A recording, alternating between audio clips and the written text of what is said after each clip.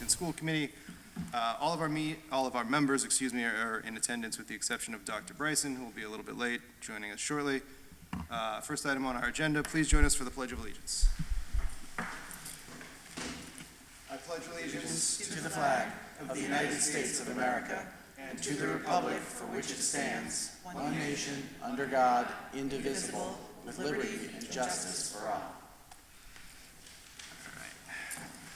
Appreciate your patience as we get going. We've got a packed room full of middle school representatives, and so we're going to jump right in. First item is the student representative report. This evening we have Haley McMullen and Maya Aqua Harrison.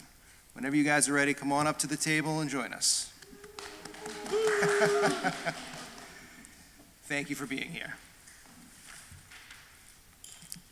The past couple of weeks, Student Council has been working on decorating the bulletin boards. Due to WMS entering the end of the year, we are working on setting a spring vibe for the school.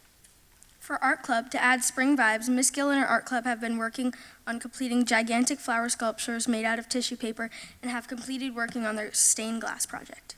As the warm weather comes, Miss Simpson and Miss Livermore are enjoying taking the PE classes outside. The classes have been completing the mile run and been playing outdoor games like three-way capture the flag. As we wrap up the year, the gym teachers are working on a final plan for field day, which will take place on June 10th.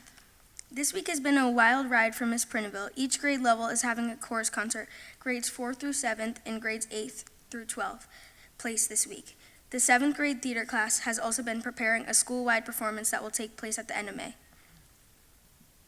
There are so many grade level events coming up for each grade. WMS has officially completed all their ELA MCAS testing and are working on finishing up the math testing. The 6th grade science fair hosted by Ms. Fascioni will take place on June 17th in the Wilmington Middle School gymnasium. The 6th grade students will showcase the end of the year projects. Also, Mad Science came in and presented to the 6th grade to teach them a little bit about their program. 7th grade just met with the Animal Adventure Pack on April 13th, which was a fun experience to learn more about each animal. This week, the annual travel fair was hosted on Monday, May 11th. The travel fair was a project discovery 7th graders to showcase what they learned about different locations in ancient Greece. Grade 8 is taking part in their moving on ceremony on June 16th and have a fun aloha dance on June 9th. The 8th grade Italian students will be taking a trip to the North End on June 5th, and they will be going on a walking tour and going to a traditional Italian restaurant. WMS is excited to welcome Wilmington High School seniors and Shawshene Valley Technical High School seniors for a school-wide walkthrough on May 28th and June 1st. This week in Best Buddies, there is a special Spirit Week. On Monday, students will wear tie-dye to show inclusion. On Tuesday, students will wear crazy socks to show each student is unique. Wednesday is Team Day, where students are able to wear sports team shirts to show we are all a team at Wilmington Middle School. On Thursday, students are able to wear superhero clothing to be an inclusion hero. And to wrap it up, Friday, students will wear blue and white or Special Olympics gear. Best Buddies is also going on an end-of-year celebration trip to Launch Trampoline Park in June. The math team has officially come to an end. The team is waiting for the results on the final league update. The team is also proud to announce that next year's captain will be Connor Mosley. The World Culture Club at Wilmington Middle School is having their end-of-year potluck on May 19th to end the year off. The homework club is starting to wind down towards the end of the year. Students have been taking advantage of their time after school to get their homework done towards the end of the year. Students have also been very collaboratively working on some projects. The 2025-2026 Wilmington Middle School yearbook is finished. While some students may have pre-purchased the yearbook at the beginning of the year, you can still buy the yearbook for $50 cash. Students will receive their yearbooks near the end of May or the beginning of June. There will be no school-wide yearbook signing this year due to inappropriate drawings in the students' yearbooks. The robotics club is preparing for next year's leadership team. Now that the robotics season is over, they are looking forward to their party to end off the year. They will be taking a trip to a hotel in Boston for a field trip. The Pop Print Literacy magazine team is currently discussing and brainstorming some ideas for new publicity posters for their current issue, Short and Sweet, where students can submit writing or art about desserts and sweet treats. Thank you both very much. Thank you. Questions? Mr. Turner. I have two. Do you know the 7th grade drama performance? Do you know what they're going to be performing at the end of May, you said? I'm not too sure. Okay, cool. I'll check with the administrators later, maybe. And then on Crazy Sock Day, I can imagine some of your administrators have crazy socks as well. Are they allowed to participate, or is it just the students? They're allowed to participate too. Fantastic. We will be looking for pictures. Thank you very much. Thank you, Mr. Turner. Mr. Golden. Thank you both very much. Thank you. As we have told folks in the past, you guys can stay and hang out, or if you'd like to go, you're not required to stick around. So thank you for being here. Thank you. All right, moving along, that brings us to the school choice hearing and vote. So first things first, we would need a motion and a second and a vote to open the school choice public hearing. Mr. Golden? Move to open the school choice public. Second. Mr. Ragsdale, any comments? All those in favor? That is unanimous. Okay, this is the school choice public hearing. In your packet, there is some materials, including some refreshing materials that we compiled last year. Dr. Thompson or somebody from his team included homeroom counts. Dr. Thompson, I don't know if there's something you want to say to kick us off, or? Yeah, I mean, this is not something that Wilmington has done in the past, and there are definitely limitations, especially around electives at the high school that could be impacted by adding more students. So I would recommend that we stay the status quo. Thank you, Dr. Thompson. Questions, comments from the committee? Dr. McCauley? Yeah, just a comment. I think with school choice, I think it's something that I could eventually get behind, but the $5,000 reimbursement rate from the state is just kind of almost a non-starter for me. Yeah. If the state decides to increase that, I think it can open up a conversation, I think that's fair. Thank you. Others? Mr. Turner? Just one quick thing. So besides fully agreeing with that, I mean, it's an interesting program, but financially it would be really, really challenging for us. And just for the record, this is about the allowance of people coming into Wilmington, not people going out of Wilmington. Wilmington parents have the opportunity to send their kids to other participating districts and towns. It's only the inbound question that we're discussing today. Because that does come up from time to time when people say, oh, you voted on school choice, why'd you say no? Yeah. If we say no. I think that's a good refresher. School choice specifically, if we opted to participate, would allow students to come into Wilmington rather than, we're not preventing students from going outside of Wilmington. The caveat, and we mentioned this the last few years, is that if we participate in school choice and once a student or students are accepted into Wilmington, we are required to educate them throughout their entire journey for as long as they choose to be here. They can opt to leave, but we can't, sort of push them out. So, thank you. I think that's an important clarification. Any other thoughts, questions, comments, observations?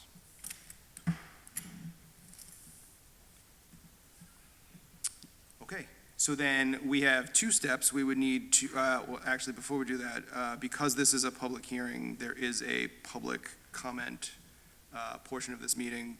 This particular section would be public comments specifically to school choice. Hearing none.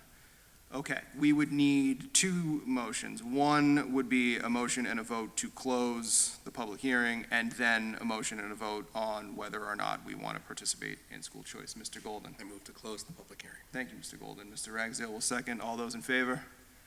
That is unanimous. Would anybody like to make a motion on school choice? Mr. Ragsdale? I move that the Wilmington School Committee vote to not participate in school choice for the 2026-2027 school year. Thank you, Mr. Ragsdale. Seconded by Mr. Turner. Any further discussion? All those in favor? Unanimous. Thank you very much. That will bring us to our consent agenda. We're going to take this a little out of order if the committee has no objection. I received an email earlier this morning, or I should say Jen did, and she passed it on to me. Miss Burns in the Panama Costa Rica field trip is going to be a little late. Asked if she could go a little bit later in the agenda, so. She's here. She's here. She's here.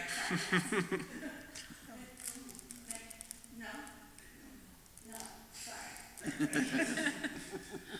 So, as we had planned, we're going to pass over the Panama field trip for just a little bit, and that'll bring us to, let's see, approval of minutes, April 29th, 2026. Is there a motion? Mr. Golden, second. Mr. Turner, all those in favor? Unanimous. This is approval of Italian exchange partner change. So in the packet, you'll see a memo. Dr. Thompson, correct me if I'm wrong, but the original partner school for the Italian field trip next year, 2 years from now? Yeah, February 25th. Next year. Next year, yeah, thank Yep. you. The partner school unexpectedly had to back out. Ms. Pietro, while doing her due diligence, had essentially a backup partner school lined up, and is just looking for permission to essentially to move forward with the second school. So, questions, comments? If not, I would look for a motion to approve that, just to be safe.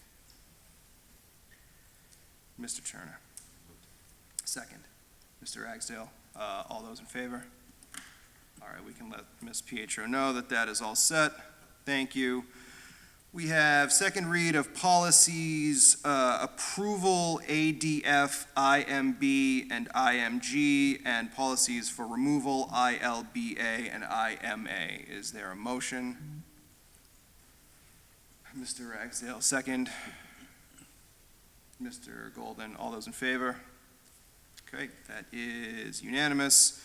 We have warrants, grants 38, 39, revolving 72 through 75, local 119 through 122, food service 64 through 66, circuit breaker 23, 24, special education 65, 66, 67, 68, and 70, payroll 5, 20, 26. Is there a motion? Mr. Golden, second. Mr. Turner, all those in favor? That is unanimous. Thank you. Making sure we didn't miss anything. With the exception of the field trip to Panama, which we will revisit, that concludes the consent agenda and brings us to the superintendent's report. Dr. Thompson. Yes, thank you. So at your place, you did share some questions with me about the Doorman app for cell phones. We're still in the process of doing some research. This is kind of the first blush, but I did want to share this with you. If there are more questions, we are definitely going to be digging in a little bit deeper into some of the other things that you had brought up earlier. But, just to get a couple things out there. First of all, Doorman is basically, there's an NFC tag inside the building, so people would use their phone and tap basically to turn on the app and to register, sign in, if you will, take attendance.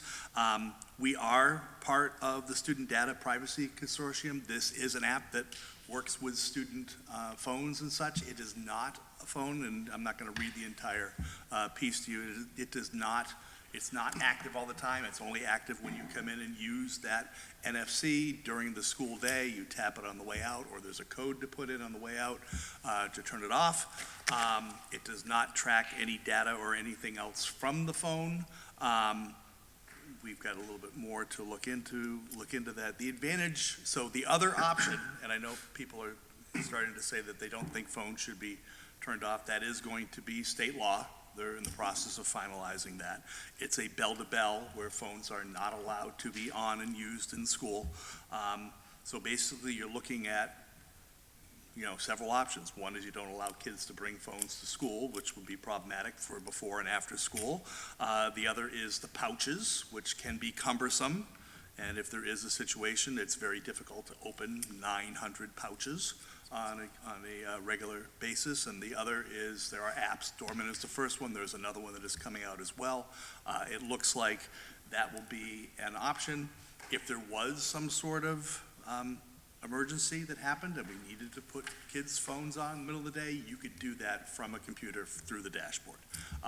You're not able to do that with pouches. So we will keep investigating that. If you have other questions, please give that to myself, and I'll make sure that Angel and Carrie, as well as Aaron and Ryan, kind of get that information for you as we look at this policy and implementation going forward. So, One quick thing. I'm presuming we're going to discuss this further next meeting, right? That's the intention at I this do know point, that. yes. Parents, I believe, are looking at our agendas and planning to come, and presumably we'll do public comment first to facilitate that, but it's likely they may have additional questions we haven't thought of. I don't know if this is at all possible, depending on the doorman company, to have a rep on speed dial, phone a friend type. If we need to make a decision on the 27th and we get some really good quality questions from parents, it could be difficult to make that decision without consulting with the company directly. Yep. So I don't know if it's possible, it's time of day, all those other sorts of logistics, but it might be helpful to have somebody who could live answer some of those detailed sorts of questions parents have. Sure. I would assume Erin Dunham has a contact.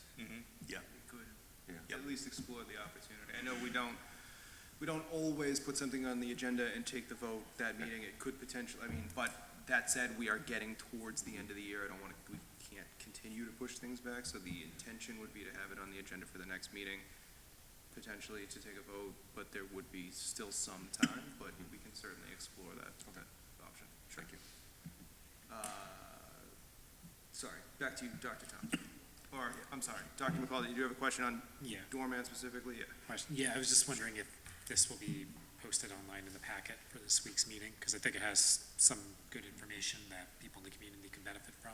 Yeah, this is just a first blush, but Okay. yes, but in that next packet will be the official memo. And when we have the more formal discussion, you mentioned other alternatives. If you can maybe add some of those on like what cost, rollout, implementation would be, because I think there's a couple other questions out there around doorman as a company, like how are they financially solvent? Are they going to be around for a while? They are kind of a startup, so there's some risk associated with them too. Yeah, right, absolutely. And I think, while we're on that topic, to that point, while I certainly wouldn't expect like a hard, concrete price, Right. a generic, sort of generalized, how much would it cost to put yonder bags in all of our classrooms, would be helpful for that discussion as well. Go ahead, Mr. Turner. To that point, the numbers we saw last meeting were an estimate for one of the two schools with the same pricing per student hold for two schools, and it was also only a first-year estimate. It'd be unfortunate, and I know somebody at the far end of the table would be very unhappy if the price like tripled or quadrupled the following year. So Right. what sort of, is it limited to CPI, or is there some other pricing guarantees they might give, or multi-year contract if we wanted it at our option? Yeah. Right. Well, I was actually pleased to see that there's another company that's starting up, so there will be some competition, I think. That helps. Mr. Axel, please.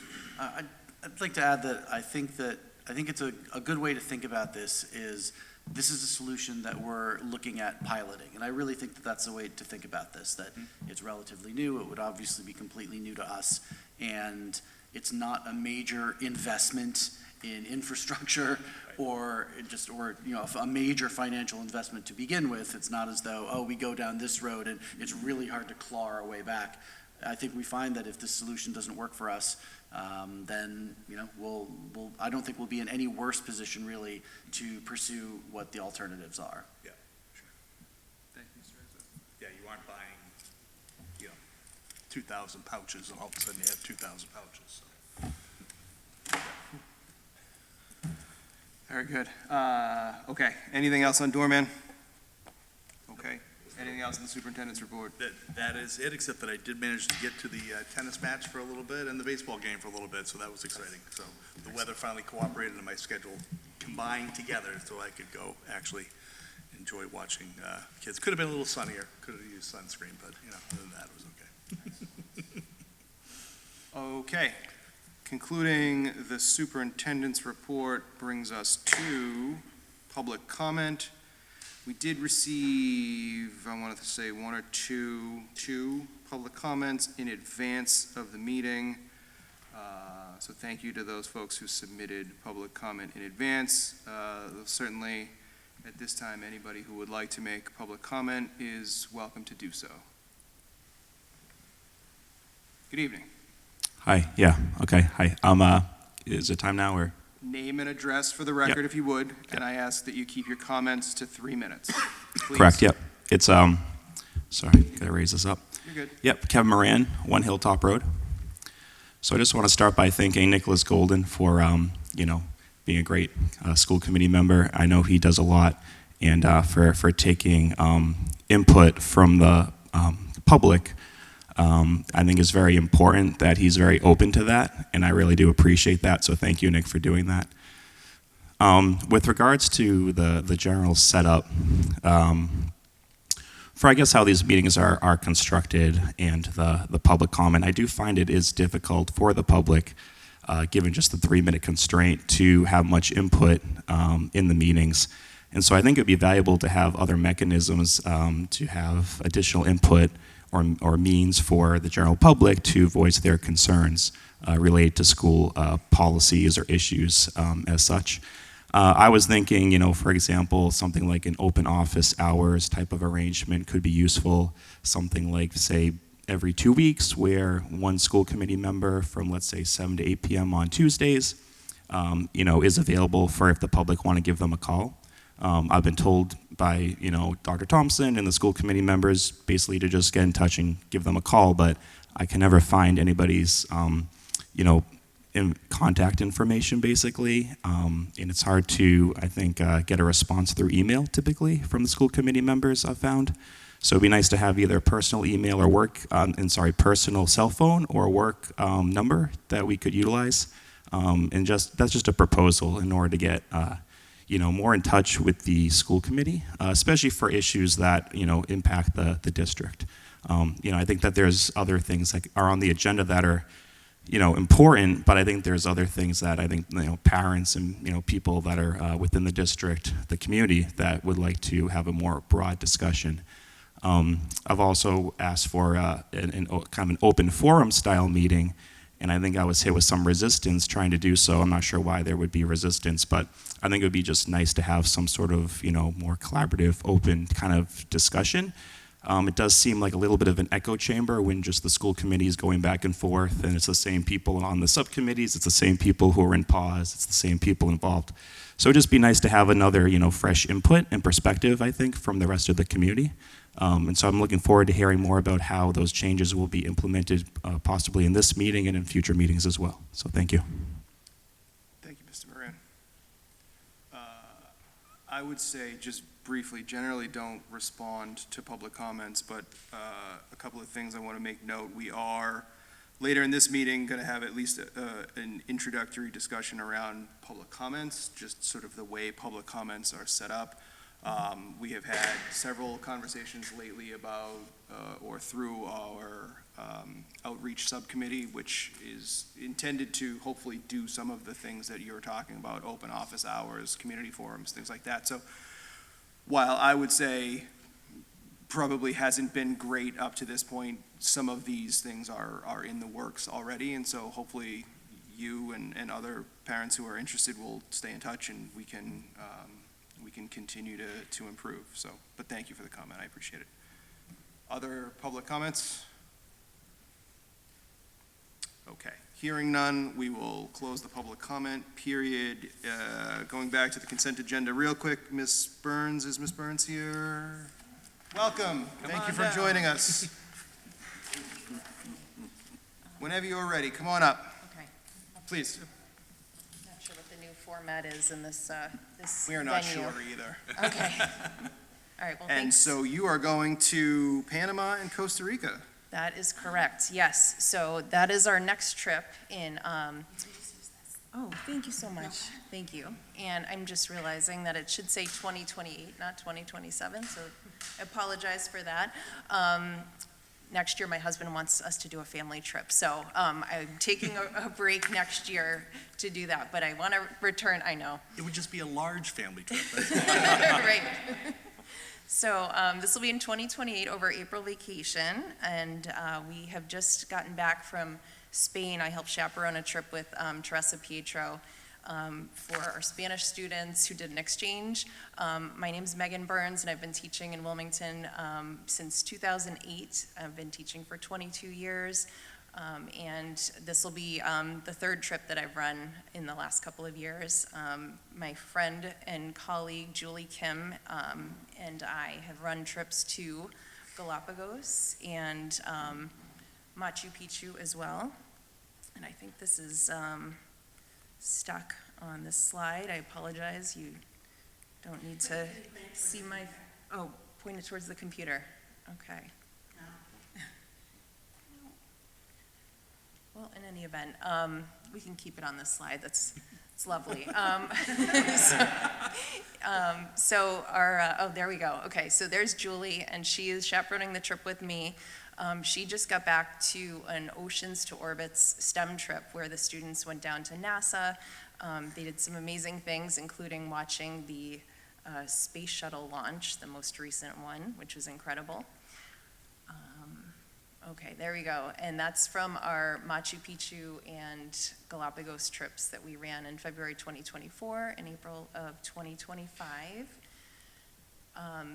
We have traveled with Explorica. This will be our third time traveling with Explorica.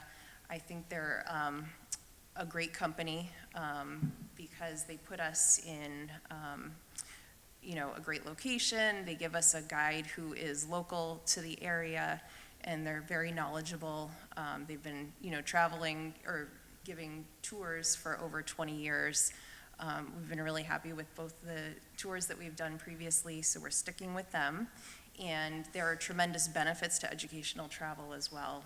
The students really are, become more independent with this experience, and it's great to make some cultural connections. I saw just, the impact that it had on students was really tremendous with all of the trips that I've done. So this is just a quick overview of what we're going to be seeing. Of course, in Panama, we're going to see the canal. We'll be touring the Canal Museum and some other sites around there. Thank you.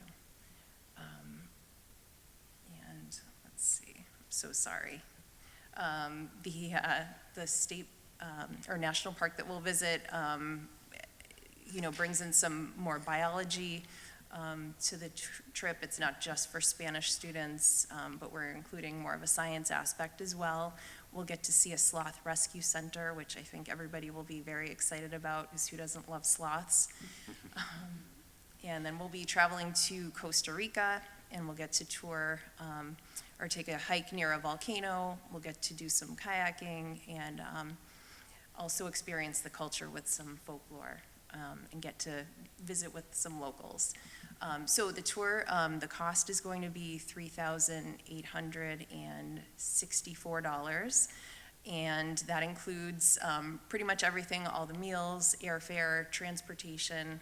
We're obviously visiting 2 countries, so we'll have some travel between those sites, and the tour includes everything.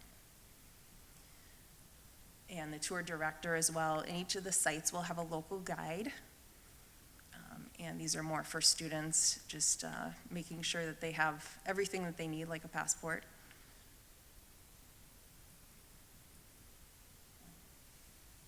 And let's see. One thing that I did want to mention, so the students have an option to get some academic credit if they would like to.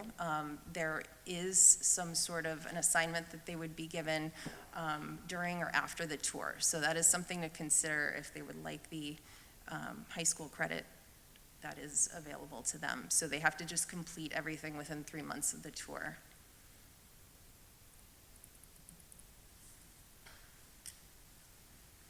And if they do need any fundraising support, I know I was asked this before my Peru trip a couple of years ago. I did offer fundraising for that one, and I can certainly work with families if anybody does need fundraising options. I'm happy to provide that. And I feel like this is a great opportunity for students. We've had a few trips going over the last couple of years, and it's nice to see a variety of options available to students, and they can kind of pick and choose what they'd like to do, but I definitely think this is a great opportunity for them. And we'll be sending this information out after approval, which hopefully we will get tonight. And any questions from anyone? Thank you, Ms. Burns. Questions? Dr. McCauley? So thank you for proposing this. This is a really unique and wonderful trip idea. So one question though I was wondering was if you could comment on safety precautions. I understand Panama and Costa Rica are very safe for Central American countries, but there could be some extra risk than, let's say, going to like Western Europe or somewhere in North America. Sure. So I did look at the State Department travel advisories and all of that. Panama and Costa Rica are at a level 2, which is the same as most of Western Europe, UK, France, Spain, Germany, Italy. And the countries that I've traveled to as well, Ecuador and Peru, are also at a level 2. I would say the only difference with Panama, there are some areas where they have certain restrictions that they say definitely don't travel to these 2 areas, none of which we'll be visiting. So I do feel safe. We'll be with a local guide. It's not like the kids are going to be going anywhere by themselves in the middle of the night or anything like that. We're going to be all together as a group. So I feel safe with that. Thank you. You're welcome. Thank you, Mr. Turner. So this would be all high school students, so presumably we'd need to communicate down, would it be April 2028, current 7th graders, 8th graders, 9th and 10th would be eligible for that trip? Correct, yes. So we'll open it to freshmen and sophomores right now at the high school, and then when the 7th and 8th graders come up, they can certainly add into the trip, yes. And I do have 2 students that I brought with me, if that's okay. Sure. If you want to come right up. So Perfect this timing. I have Selena and Angelina Vo, who were on the trip with me. They just came to Spain as exchange students, where they got to live with host families, and they were also on the Galapagos trip as well. Yeah, so when we went to the Galapagos, and it was already such a great experience because of how great it was to bond with everybody and to improve our Spanish. And we definitely learned a lot about the South American culture there. And then it definitely helped with our Spanish with expanding our vocab and how it's applied in everyday life rather than in just a classroom setting. So that was really helpful for us. We were also able to see the regional differences by having the opportunity to be able to go to both trips. And with a trip like the Panama and Costa Rica one, students have the opportunity to go to 2 countries and be able to see 2 different regions with different languages, and you can see how they're applied differently, and it was really a helpful experience for us to be able to use in the classroom and re-see a skill that we learn in the classroom be used in the outside world. Yes, so we got to spend a lot of time at the school in southern Spain recently, so they really got a lot of time to interact with the local culture, and it was a great experience for them. And I'm so sorry, did you get to ask your question? Yeah. I apologize. Okay, all right. And another question? Mr. Golden. Thank you. Yeah, so, well, first of all, I want to say, this looks really cool. Obviously, just a big soccer fan. Boy, there are teams out there I'd love to go see. But my real comment and my real question, I'll get to those. The real comment is I did an exchange program for French in high school, and I totally see what you're saying, being around the other kids your age, that language, and your brain you get a headache that first day. Your brain has to pick up or you're sinking or swimming. So totally see the value in that. My question is more to the science side of this. There are such great opportunities here, like snorkeling and coral and everything. When I see that particularly, I think, will there be, how are we going to leverage the science education part of the snorkeling, right? I think if there's not a conversation had about climate change and the bleaching of corals, I feel like it's a missed opportunity. So this region of the world is so impacted by climate change. So how can you give me a little more color on the science side of this trip? Sure, so we saw that in the Galapagos as well. We had to use reef-safe sunscreen when we went there. They do a really good job of making sure that nobody brings in anything, even on their shoes. I mean, you have to really make sure that everything is super clean to get into the country. As far as the science goes, that is not really my forte. I'll be perfectly honest with you. And unfortunately, Julie couldn't be here tonight to talk more about that, but I'm sure that we will work in plenty of scientific opportunities for the kids. And, a lot of them were super interested in the Galapagos for the science aspect, not really just for the language and culture. So I think this will appeal to a lot of students. Like when we were in the Galapagos, like all the tour guides were really good about telling us about like the science aspects, and we went to a lot of museums and like interacted with the animals to see how the science affected us, which I think was really helpful because like I was in AP Bio, and it was cool to like see how like there were literally questions on AP tests about the Galapagos, and I was like, oh, I know about this. So there's definitely science stuff that we learned from there that was helpful for not only Spanish but also science. And a lot of students as well who attended didn't even take Spanish as a course and traveled solely for the science aspect, so it definitely was something that was considered and like contributed on our trip. That answers my question really well. Thank you both. Thank you. Thank you, Mr. Golden. Other questions, comments? Would anybody like to make a motion, Mr. Golden? I move to approve the trip to Panama and Costa Rica. Thank you. Second, Mr. Turner. Further discussion? All those in favor? Unanimous. Thank you. Thank you so much. Appreciate you being here. Thanks, everyone. Absolutely. Very much for your effort. Appreciate it. And the link will go out soon? What's that? The link will go out soon? Yes. Oh, yes, it will. Absolutely. Thank you. Excellent. Thank you very much. Thank you for all your efforts. Now that will officially conclude the consent agenda. Moving us to new business and waiting patiently is Mr. Kyra and several of his closest friends. So Mr. Kyra, you want to come on up, and as we had discussed at the beginning, I will let you do this however you see fit makes the most sense. Sure. So we're gonna start, and I'll call them up in a second, with the No Place for Hate in ADL. As you folks know, we connected with the ADL, in response to some kind of unfortunate circumstances, right? But as a school, over the last 2 years or so, I'm incredibly proud of the work that we've done, and really what the group behind me has done. Not sure if folks on the board know this or not.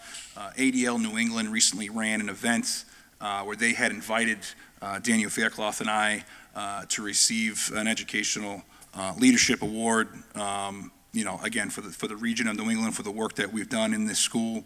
And ADL was also smart enough to provide recognition to the 5 members, staff members of our committee as well, with that recognition. Ms. Jack Madden, who's here, our social workers, Amy Lightfoot Taylor and Shannon Keeley, as well as Lynn Kernis and Kate Lerner. So we are completely grateful for all the work that they've done, all the time and effort that they've put in to make us now an officially No Place for Hate designated school. The best part about this group is that it's student-run. So we have 2 fantastic students here, and I'd like to call them up. I'm not sure if Mr. Faircloth and Ms. Madden are joining them or not, but I'm going to turn it over to Victoria and Isa Dos Anjos.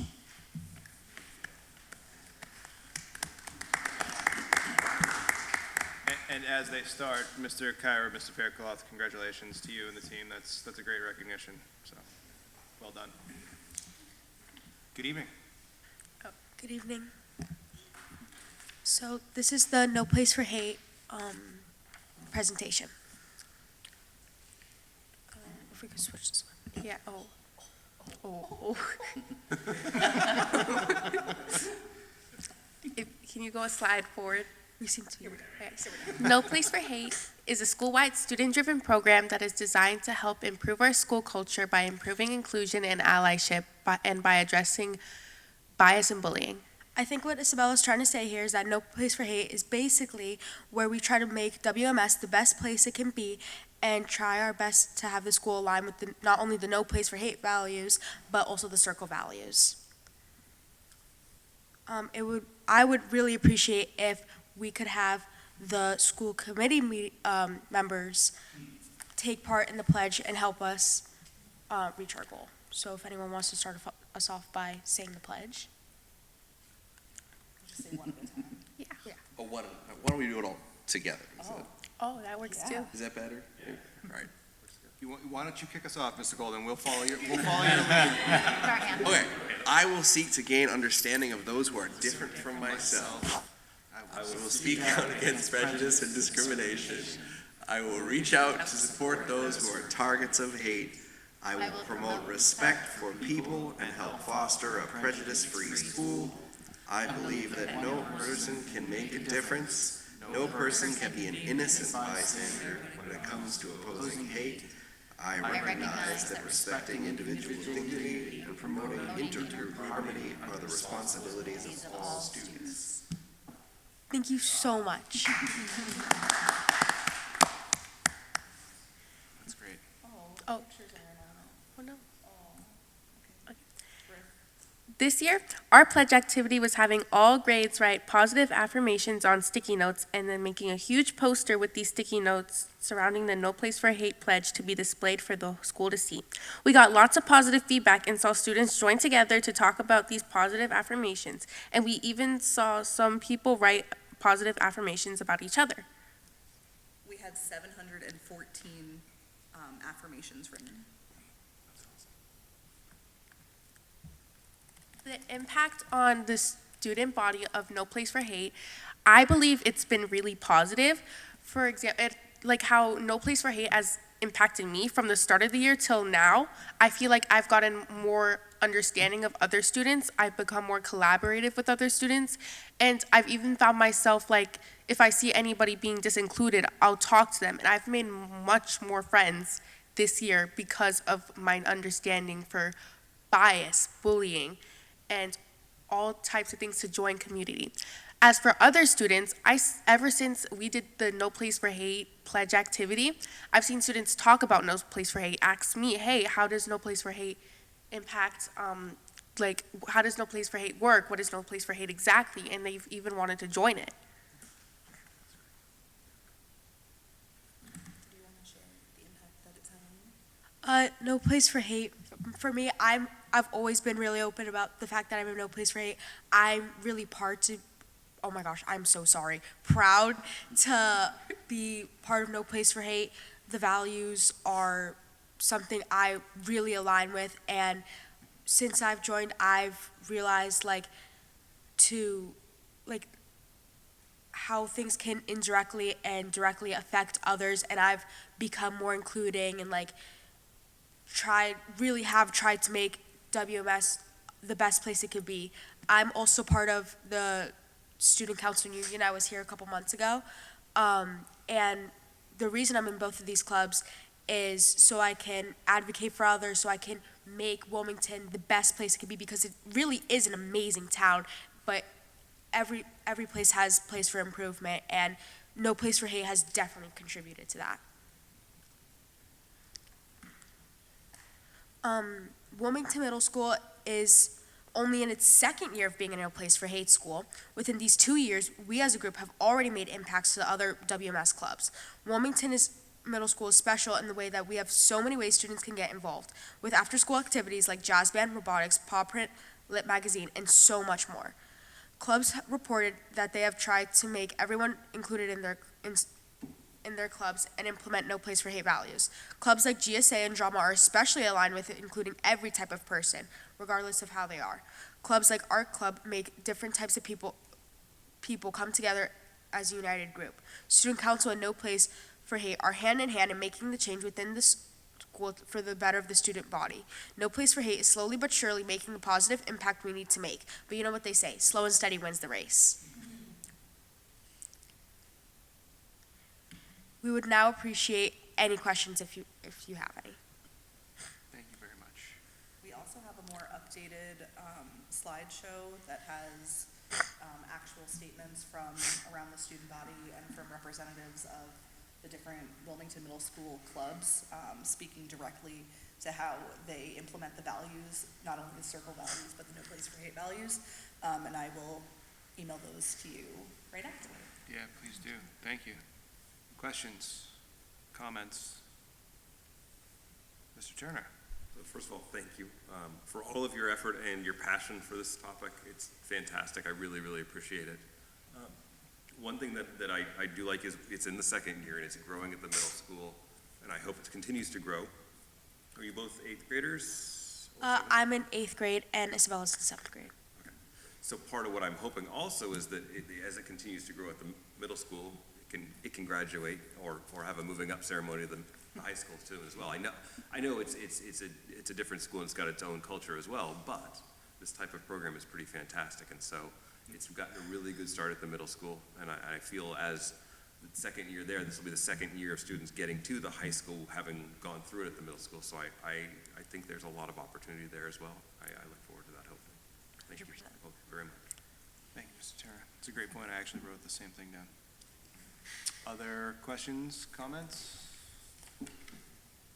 As silly as you feel your question is, like, feel free to ask them. Like, we're here to answer your questions. We're here to talk. I mean, if you insist, we'll ask you. All right, well, it's more of a comment. I mean, I think it's so important, the bystander phenomenon, where someone sees something going wrong and then doesn't realize that they themselves have a voice to act, is, I think, maybe one of the more important things here, because it's a skill you can learn to use. And no, I mean, just to reiterate, my colleagues have said, I'm so glad this program's here. I'm really hoping we continue to move it forward. And I think it should be a reminder of the power that individual people have, especially when people come together and bridge gaps that divide us, how much you can achieve and solve the problems we have. This is a template, a guide to doing that. So thank you for all your work on this and for being leaders in your school. Thank you for supporting us. Yeah. Thank you, Mr. Gold. Mr. Exo. I'm curious what some of your hopes are for where this program goes. It's now been 2 years. We hope that this will continue, and not just for Isabella, who will still be here next year doing it, but just for both of you. Just where do you hope that this program continues to grow? Where do you see it going? Where do you like to see it move in a couple of years? Obviously, especially thanks to our pledge activity, people have become so much more curious about it. I hope that it grows into the biggest thing that it can and becomes as filled as student council, especially, and is able to grow with more events that we had ideas for, and this, Miss Madden said this, I think in our last meeting, our most recent meeting, this is something that, it's like planting a tree.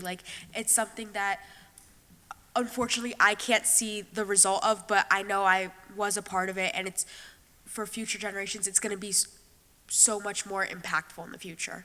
But I just hope it continues to grow. Oh, to add on, it's our second year, and I've already seen, from what I've been in the middle school, so much, improvement with No Place for Hate. Last year, there was also a No Place for Hate activity, and it was a chain link. And that's what got me to join No Place for Hate, just the activities in these interactive, community events, and how you can join together and learn about, bias and bullying and how that affects people. And just knowing that you can advocate for that, personally, I wanted to join that, and that's why I joined the club this year. And I hope other students want to do that too, and I've seen personally students wanting to do that as well. Mr. Gold. Anybody? I guess I'll go. Dr. Bryson? They're inviting us to. You normally see, what you're seeing is we try and limit, how many people say things so that we're not here all night. Are you impressed by the public speaking? I am incredibly impressed with just how prepared you are and how thoughtful your responses are. And I can't believe I'm looking at middle schoolers. So really well done. And I feel like as you're talking about it, it feels like a real living document, something that's not just we put it up on a wall and then hope that people look at it and read it. It seems like you have real experiences with it. And so the club is part of that. How are other people, if they don't join the club, how are you spreading this to other people in the school so that they're also held accountable to the same standards? We do interactive activities for No Place for Hate. For example, the sticky notes. Everybody, if they wanted to, were obligated, or they weren't obligated, I don't know how to use that word, sorry. They were, by choice, they wrote positive affirmations. And as we see the results, there was over 700. So we saw people join together to write positive things about each other, about things, and we even got to shared on the announcements. It was just really interactive, and that's how people got to kind of learn about it. So I feel if they don't want to join it, we always have these activities that everybody is able to participate in if they want to, and they might even learn a thing or two. Yeah, so it's really a part of the culture. It's not just go here and learn. It's everything. I mean, I'm hearing so much about it. And I think kids are talking about who aren't even necessarily going to that particular space. So I think you've done a really nice job being mentors and sort of bringing this out for others so that they're like, oh, this is what our school does. And I think that the students who do that work are so impressionable. Like, you're the ones really getting other kids to stop and think about these sorts of things. And I think it's really wonderful. Thank you. And to add on, I'm the type of person who I'm like very social. I talk to everybody and their mother. And I'm also the type of person who my friends do come to me for advice a lot of the time. And I have personally used lessons I've learned in No Place for Hate to give advice to people. And without even knowing, they are implementing No Place for Hate values. And I've had people, as I said before, very open, very proud that I'm in No Place for Hate. And I do talk to my friends about it a lot, and like, they know I'm part of it. I was part of the announcements with my sister. And I think just like talking about it just in regular conversation really has students like questioning and like implementing the values without them even knowing it. Right, that's great. And that they feel so safe with you. Because a lot of this is learning about things and knowing the right questions to ask. And I saw this today, and I'm not really sure, and knowing that there are these people they can go to and ask those questions, not just you, but also the teachers. But I think it's nice that they have colleagues, right, that they can go to and check on things with. So that's awesome. Thank you. I think this is terrific. Thank you for all the work you're doing. I was a middle school teacher for almost 9 years, so it's close to my heart. And I think middle school is such an important time where kids are transitioning from being elementary to becoming aware, right, of all these things that are happening in the world and preparing to be young adults. I think it's so important to be putting this message out to people and to be shaping our values of, there is no place for hate, right, and who we're going to be. And I think it's so important, what the world needs. So I just appreciate your passion and the work you put into this. Thank you so much. Mr. Turner, you have something else? Yeah, one quick one, sorry. One thing, going back to the pledge, this is one of those places where the adults can learn from the students. When I read the pledge, there's part of it where I wanted to maybe modify two of the words. One of the lines ends with help foster a prejudice-free school. That should just as easily say prejudice-free community. And at the end, it ends with the responsibility of all students, all people. So I really, really like this pledge, but it for me is so much more broadly applicable, and when adults learn from their kids, good things happen. So I really 100%. appreciate your leadership. So thank you both. Thank Add it to our opening pledges. Seriously. Mr. Iso. Just want to add that there was supposed to be a third student presenting here who was listed on the first slide, but Vesper was sick today and had to stay home from school, but would be very proud of how you presented this material. Thank you so much. You should both be very proud of yourselves. It's a great presentation. It's certainly a tough act to follow, putting that out there. But appreciate the time that went into this, and as I think most of my colleagues have said, really looking forward to how you guys and your colleagues continue to sort of bring this forward through the middle school, through the high school. So thank you very much. Thank you. Thank you. Thank you. Have a great rest of your night. You Unless you have anything else for us. So much. Have a nice day. Yeah, thank you. Mr. Kyrie, should have had them close for you. That would have been a strong close. I know. I figured I'd butter you up by putting them up first. Yeah. Just to touch base on that again, those types of initiatives are only as strong as the people that are involved.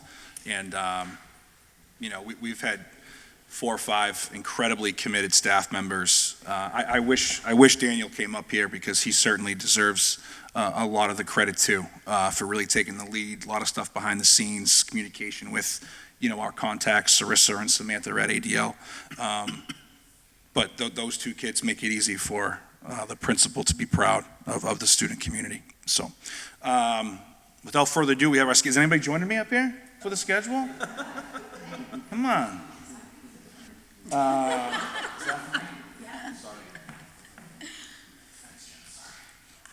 So, thank you, first and foremost, for having us today, an opportunity to present to you what our new schedule will look like in 26, 27. I want to start by just saying this was not a 5-minute decision. This was a culmination of a lot of work, 2 academic years worth of scheduling committees, attending statewide conferences with an emphasis on middle school scheduling. I serve on the MSAA, the State Administrators Association Middle School State Committee. I've brought it up there. We've partnered with, I've been able to partner with other districts, getting feedback. We've explored other town schedules. And then what I think is most important, we've been able to survey all necessary stakeholder groups, and I think you will see that there is a pretty much aligned opinion on all of the things that were asked of the schedule. And I do want to thank the people who served on the committee. There was 7 or 8 of us that attended all the meetings. I'm joined here by Ms. Katia DiStefano, our Italian teacher, and then one of our reading teachers, Beth Barabee. So when we met way back when, many of us on the committee had an opportunity to go to a conference put on by the New England League of Middle Schools, NELMS Scheduling Conference. And they gave us a lot of feedback. We talked to a lot of staff members. We did some outreach. We talked to students. And these were some of the goals that we had in mind in developing a new schedule. First and foremost, we wanted to make what has previously been called win time more effective and efficient. Okay, we wanted to provide access to that win time to the entire staff rather than just core subject teachers. NELMS, to put it lightly, was kind of incredibly surprised by the amount of time, not really in a good way, the amount of time that we had scheduled into our day for intervention. They feel as though the sweet spot, based on their research, is 25 to 35 minutes, where we were doing 45 to 50 minutes every single day. There's been a lot of research done on intervention fatigue, which was something that NELMS brought up to us, and they had highly suggested that we look to decrease the amount of scheduled intervention time. Based upon a lot of feedback of parents of students on IEPs, as well as our inclusion teachers at the middle school, it was a desire to bring the Learning Center back to the UA wheel, just so we can, kind of define what that means. The unified arts classes, your phys ed, your health, your performing arts classes, every single grade level has 2 of those per day, right? So you have 2 of those classes. Currently, way back when, several years ago, Learning Center was one of those unified arts options for students that required that service based upon their IEP. I think one of the selling points when we proposed the schedule 3 years ago to take Learning Center out of the UA wheel was to provide those students with an opportunity to take more of those unified arts classes, since we have determined, right, that they require additional support academically. What we've learned now is that those students are going to miss something either way. And right now they're missing the opportunity to speak with or meet with their content area teachers. So by putting it back into the UA wheel, they are now going to have the opportunity, and I think more targeted access, to not only work with their special education liaison during Learning Center every day or every other day, whatever their service delivery grid calls for, but they're also going to have that same opportunity as a general ed student would have to access their math teacher, specifically to ask those clarifying questions. And when you look at DESE regulations about least restrictive and things like that, that's exactly what that would do. We wanted to provide a more effective grade 6 reading and world language plan. That plan has been really, for lack of a better word, in turmoil over the last few years. There hasn't really been a steady formula for how we're doing that. Next year, what we plan to do is every single grade 6 student is going to have a semester-long class and a general reading, an additional reading class, and then the other semester, whether it's first or the second half of the year, will be exploratory world language. So every single student in the building gets exposed to world languages. Then we'll be able to use data collected through diagnostics, through work with those teachers in reading and world language to determine, which students are maybe able or capable of continuing the world language path, and which ones would more benefit from direct reading services that will now be provided every day by folks like Ms. Barabee. We wanted to go back to 5 sections for core, and then we wanted to make, again, WL, world language or reading, that 5th core subject, joining ELA, math, science, and social studies. Obviously, we're all, well, maybe I shouldn't say me. Most of us are intelligent folks in the room, right? I don't want to say that I'm too smart, but we all know that there is no perfect schedule, right? There is no perfect schedule. If there was, every single middle school in the state would be following the same one. But there are hundreds of options.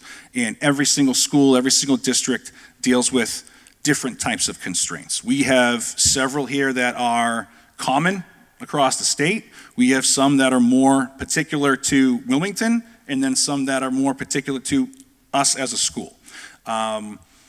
Shared staff is something that has to come into play when you're talking about building a schedule. The space availability that we have right now, knowing that we are encompassing an early childhood center in a wing of our school with our library and 7 offices. We lost a lot of room with that. Certainly there's contract language, especially around prep time when it comes to developing a schedule. There's the DESE time on learning requirements, the 990 hours that we need to hit. The idea of providing appropriate amounts of intervention for students, and then something that I just put in that I think is often forgotten or overlooked when people who maybe aren't in the thick of developing a schedule. Singleton courses provide an incredibly large obstacle. By singleton course, I mean a class that can only be offered at one time during the cycle or during the day. Band, chorus. There's only one section of band. We can't split those kids up. So when you have 50 kids at once at band, it creates some kind of gaps elsewhere when you're building the schedule. So this was our kind of grand scheme. I know that everyone loves the play on the Wildcats. So at every single day, our students are now going to enter the Wildcat Den at the same day. We're going to continue with our 6-day cycle. Depending upon what day we're on, will determine what we are doing during Den. We are going to continue doing advisory on Blue Day 1. Nothing is going to change there. We have advisory for 30 minutes a day, once every 6 days of the cycle. That'll continue. Our pause, which is kind of our new version of what was previously WIN, will go to meeting 4 days on White 2, Blue 3, Blue 5, and White 6, and then we'll have a Wildcat Day, which I'll explain further on White Day 4, which will be more of an administrative led day. Pause. Okay. Is this the new one? Yeah. Okay. So practice, achievement, work, success, study, review, time for extra help. Should say an enrichment there as well. IXL, similar platforms, default to advisory, test assignment, project makeup. I think there were some other things on there too that we wanted to chat about. But this would be the new WIN. This is what we are hoping will be an opportunity for kids to actually get more of what they need. I think right now, currently, by having WIN only offered to core subject teachers, there is this kind of false assumption that every single student in the building needs 45 minutes of core subject help. And that to me is just not accurate. By doing this, we now have students who are able to go see their world language teacher for assistance, who are able to go access other people in the building. It's also going to basically cut the size of those groups in half, where right now our intervention groups are 20 to 22. We have an incredibly talented staff, and I think they work incredibly hard. But I don't think that even the best educators can provide a very high quality level of intervention to 22 kids at once.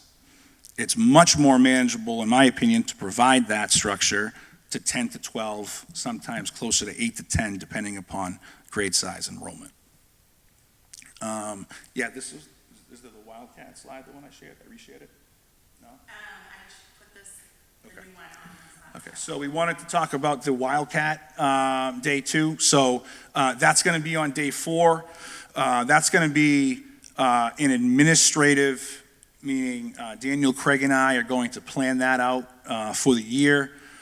This is going to be an opportunity for us to schedule grade-wide student assemblies, talk about expectations throughout the course of the year. It's going to give us an opportunity to do things like community outreach and bring maybe police and fire and other community groups in to talk to our students. It's going to create an opportunity for us to get involved in the younger grades that are on the Carter Lane campus right now and explore that. We don't have a ton of chance for multiple grades or all grades to get together currently. Really, it's just during field day. This will open up more of an opportunity for that, where we can do school-wide things on those days. So there's a lot of different things that we can look to do with that, and we're very excited about that. That'll be a huge part of our summer, building that curriculum. I do want to go over the survey results. So there are 3 separate slides that go over the stakeholder groups, okay? And you will notice that the 8 questions that were asked, 7 of the 8 were unanimously swayed in one direction, which I'll go over. 59% of parents believe that world language and reading should be a core subject. 75% of parents think that those classes should happen every single day. 76% of parents think we should have some dedicated time for SEL. 86% of parents think that we should be providing general reading and world language exposure for 6th grade. 67% said we should have dedicated time for events. 88% said that WIN or that intervention block should be available for all staff, meaning not just core subject teachers. 52% of parents say that WIN is not currently meeting the needs of all of our learners. And the one that is a little bit under what we are going towards is only 27% of parents want WIN to be shorter. You'll see that staff kind of incredibly disagrees with that particular point, but also so do the quote-unquote experts at NELMS and AMLE who are suggesting that that 25 to 35-minute window is much more of the sweet spot than the current 45 or 50 minutes that we have. Students, again, similar. 58% think world language and reading should be a core subject. 61% think those classes should happen every day. 71% think that we should have exposure to both of those reading and world language classes in the 6th grade. 62% students want dedicated time for social emotional learning. 82% want dedicated time for events. 41% want it shorter, so those kids weren't, the kids weren't as concerned as the parents were with the length. 92% of students are telling us that they wish they had the opportunity to seek out all of their teachers. And 58% of students are telling us that WIN is not currently meeting the needs. And then staff. You see pretty big numbers there. 82% want world language or reading as a core subject. 95% want world language or reading every day. 90% want that exposure for both subjects in grade 6, 77% dedicated time for SEL, 78% for school-wide events.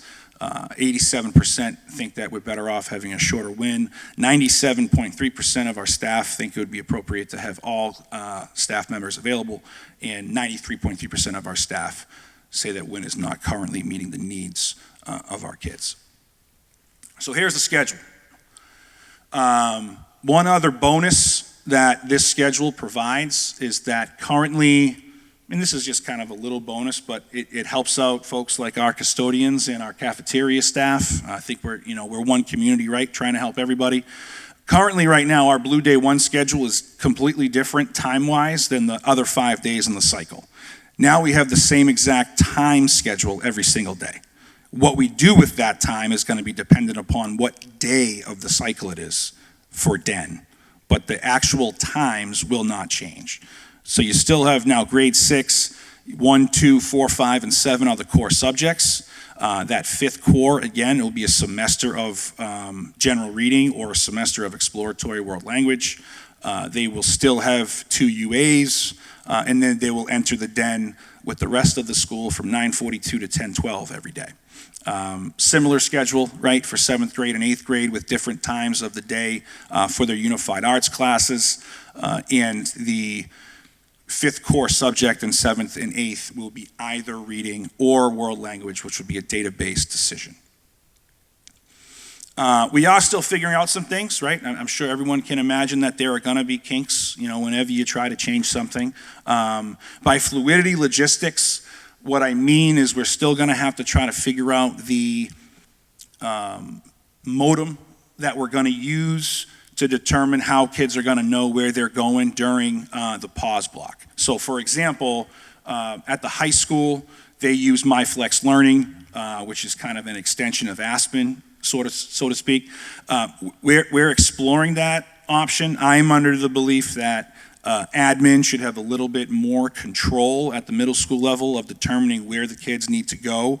I think that 17 and 18-year-old kids can probably make a good decision. I love our kids, but I'm not sure that, at age 11, I certainly probably wouldn't have made the best academic decision for myself. I probably would have needed someone to do that for me. We are developing grade 7 and grade 8 world language and reading criteria. We have a plan that Beth and Katya and others have put together where basically right now what we're looking at is for students that we believe are 2 grade levels or behind will continue to get the direct reading instruction in grade 7 and grade 8. Certainly if they graduate out of that, they'll have an opportunity to take a remedial world language course in grade 8. Okay, so it's not like once you're in reading, you're stuck there. And then the other students that we feel like are, either 1 grade level behind, at grade level or above, would be capable of continuing world language. Again, we're providing exposure to everybody in 6th grade, giving everyone the exploratory world language. We're going to be able to, I think, better schedule our English language learners, which I think, unfortunately, just because there hasn't been as many of them, right, that they've often been an afterthought. Now we're deliberately trying to schedule some time for these kiddos who I think are probably the most vulnerable learners in our school.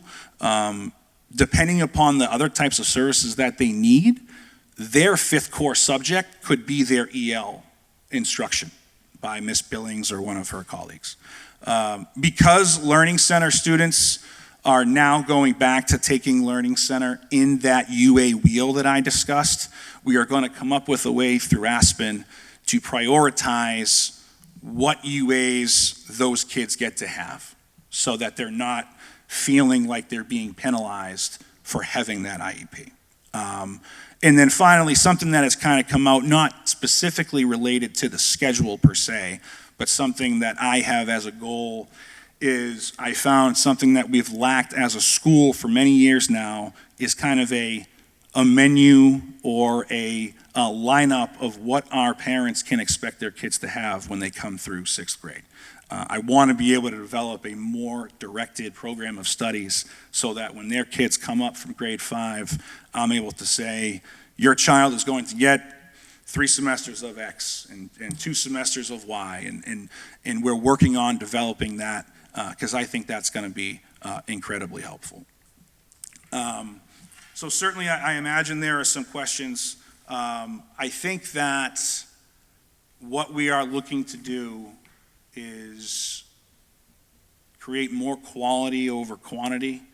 I do think that there may be a misperception of Win currently, quite frankly.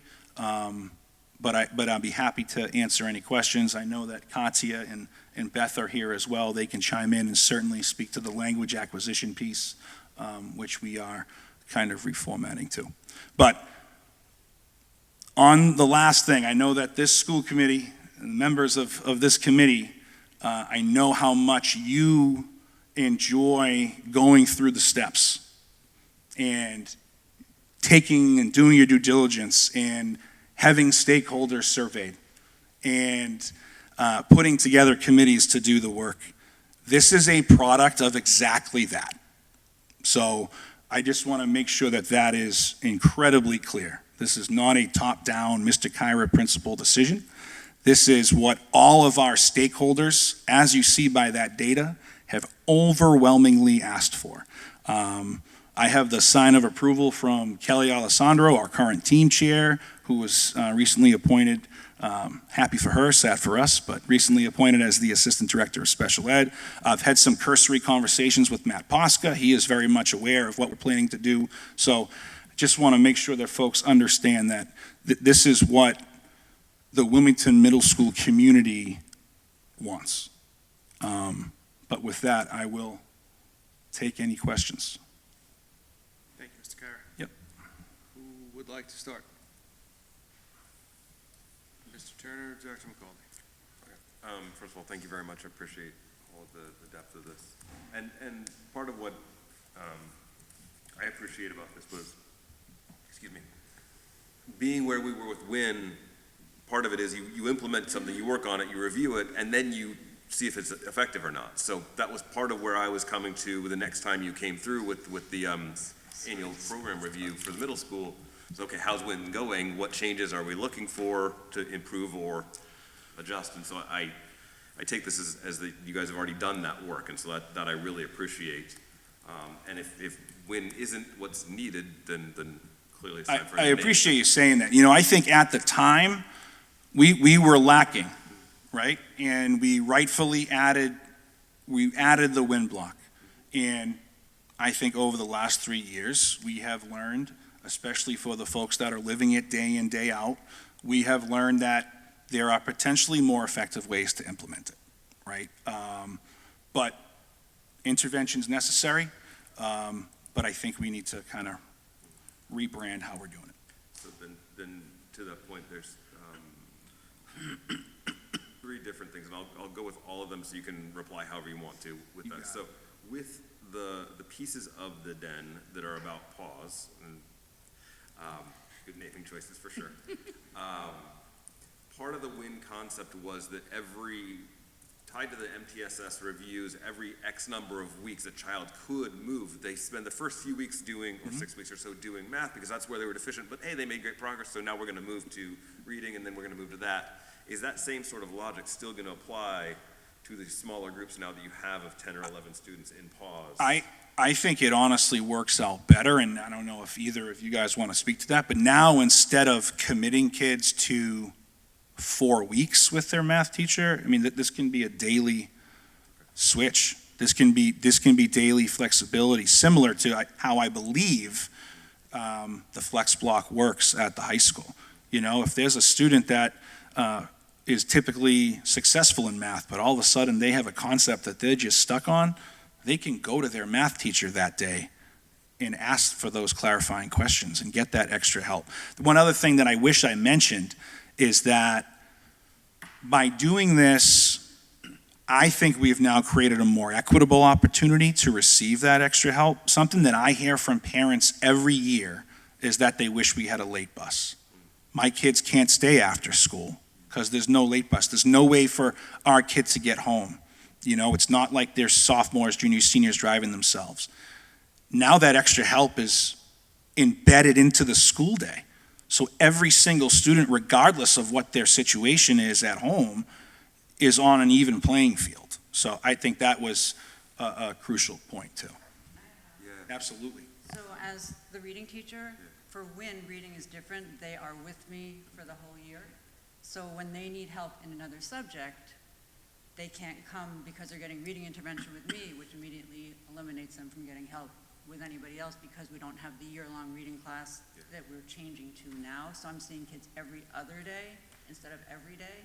So we're cutting the instructional time in half with the current schedule, as opposed to the way it used to be, which was 180 days. So I'd have kids during WIN for the whole year. Sometimes I could say, yeah, you can go for the last 10 minutes. Other times, like, you really can't because there's a lesson we're working on right now and you're going to miss the wrap-up.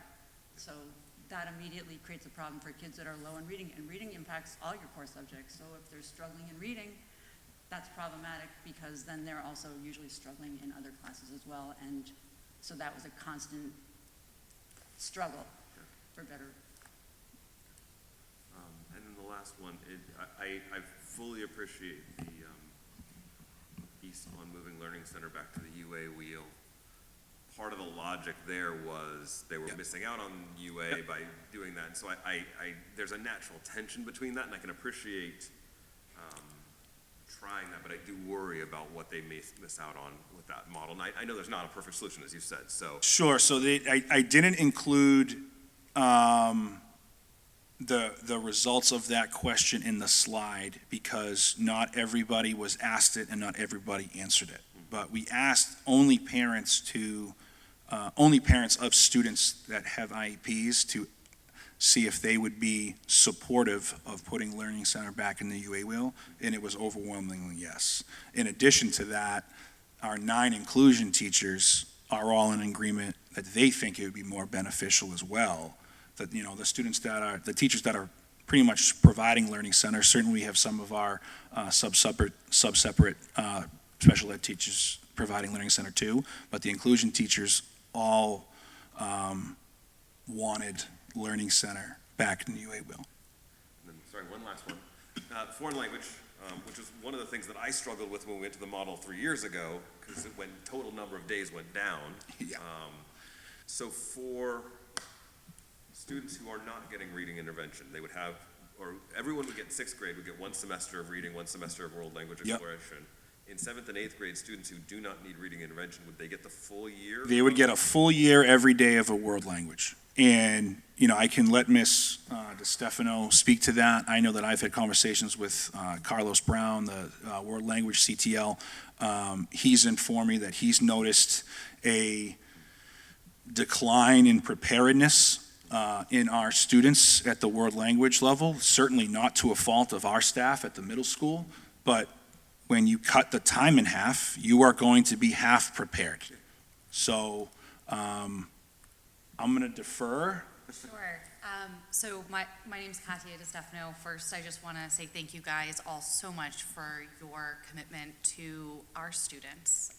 You know, I say our students. I've taught here for 13 years.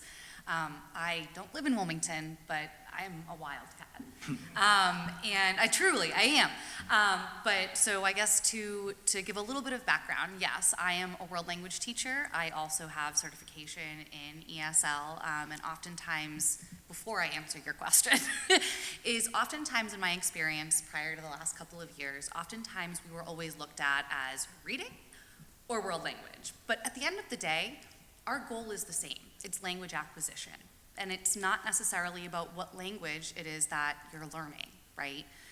Studies will show that, at least from the Department of Elementary and Secondary Education, something that the new MAS frameworks that were published in 2001 recommend at least 600 hours or 6 years of a world language or a language in order to achieve proficiency or fluency, to attain that seal of biliteracy, which I know is really important to a lot of students as well as staff in town. I know it's really prestigious and hard. So in order to attain that, it's really important that we offer that at the middle school level every day. In addition, I know something that's really important to the district is providing rigor to students. And that's an opportunity that world language can absolutely help with to students that are doing really well and need that extra enrichment opportunity.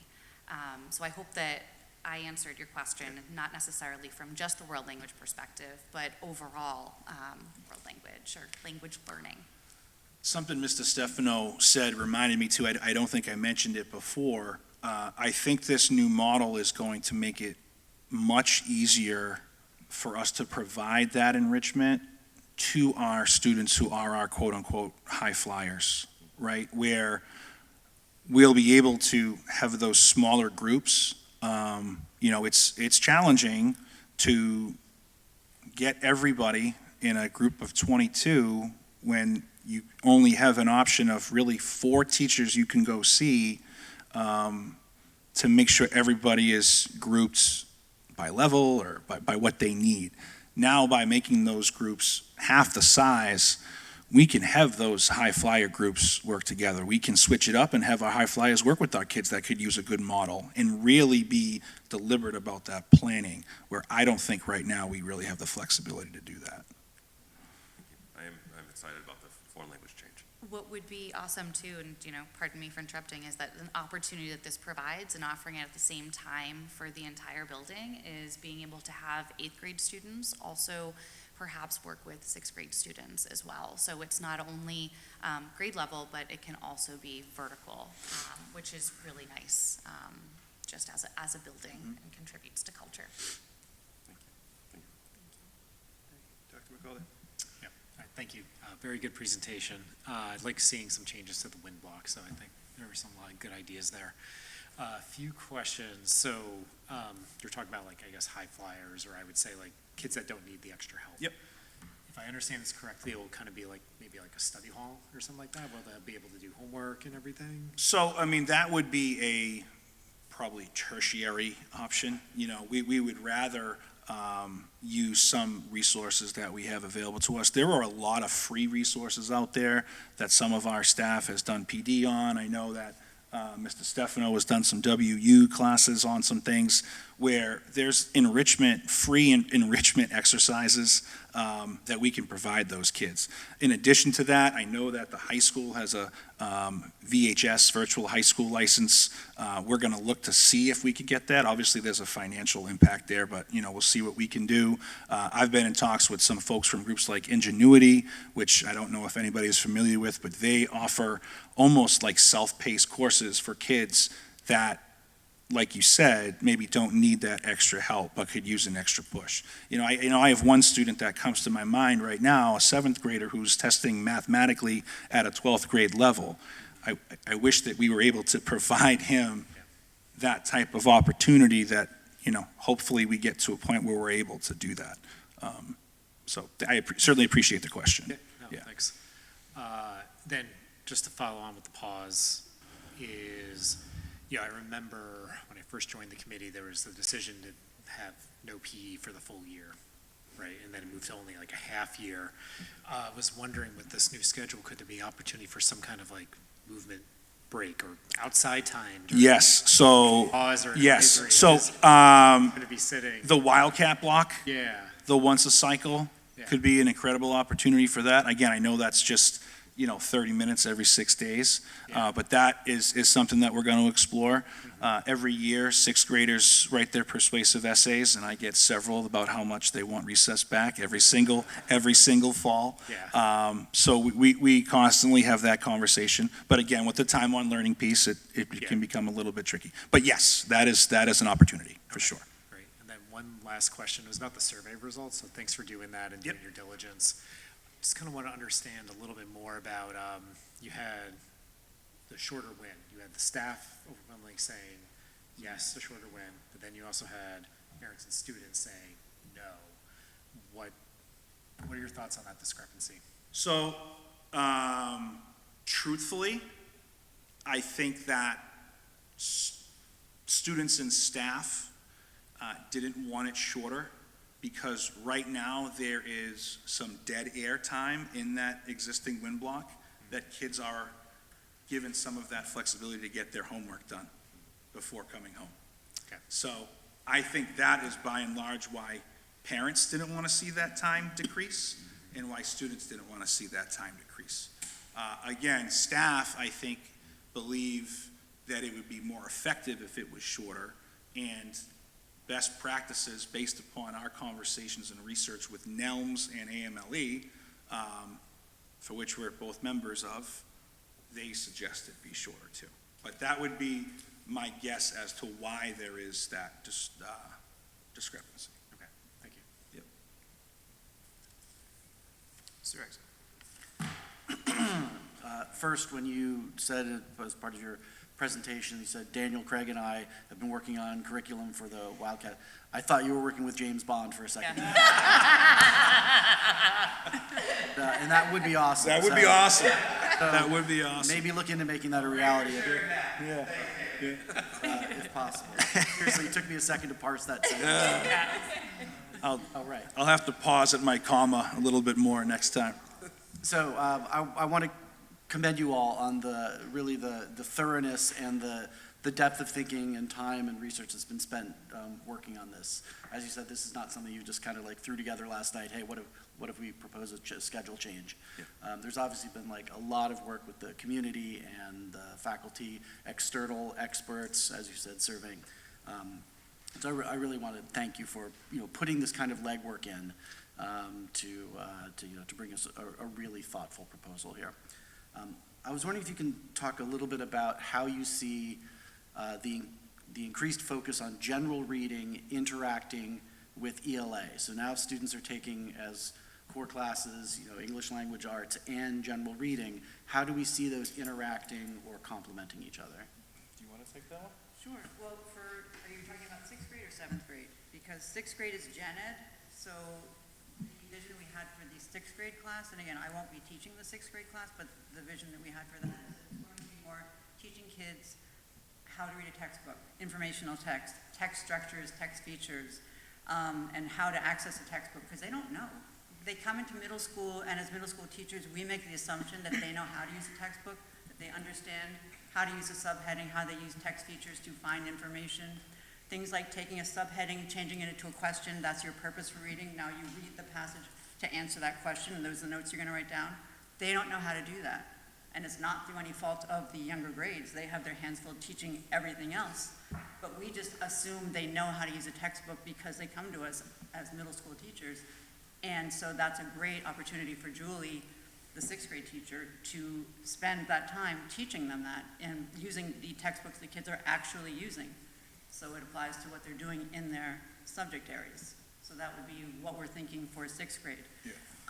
And because it's half a year, it's, she can do other things as well, but that's what we were thinking is a huge gap that can be addressed that will help them with all their core classes. And if I can just interject just for a second, when you do a deep dive into our MCAS results, some of those things that Ms. Barabee mentioned are repeatedly glaring weaknesses amongst our students.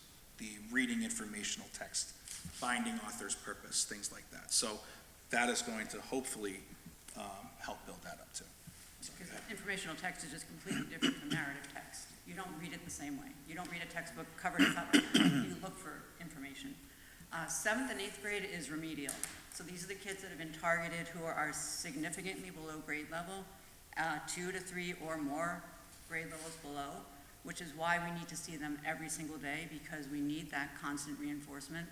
And that is a curriculum that starts from bare bones, like literally starting with literal comprehension. Just looking at questions and the who, what, why, when, how do you identify keywords in a question, going back and skimming to find the answer. And then we work on inferential text from there, inferencing, where it's more reading between the lines and having kids understand when you're reading, when you're a child and you're reading, way back when, everything is very direct. And then all of a sudden you get a little bit older and you get these inferential questions and you're looking back in the text and you can't find the answer because it's not there.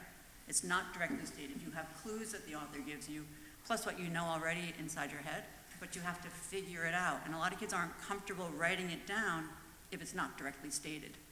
So it's teaching them that it's okay if it's not, as long as you can support your answer, and it's just practice.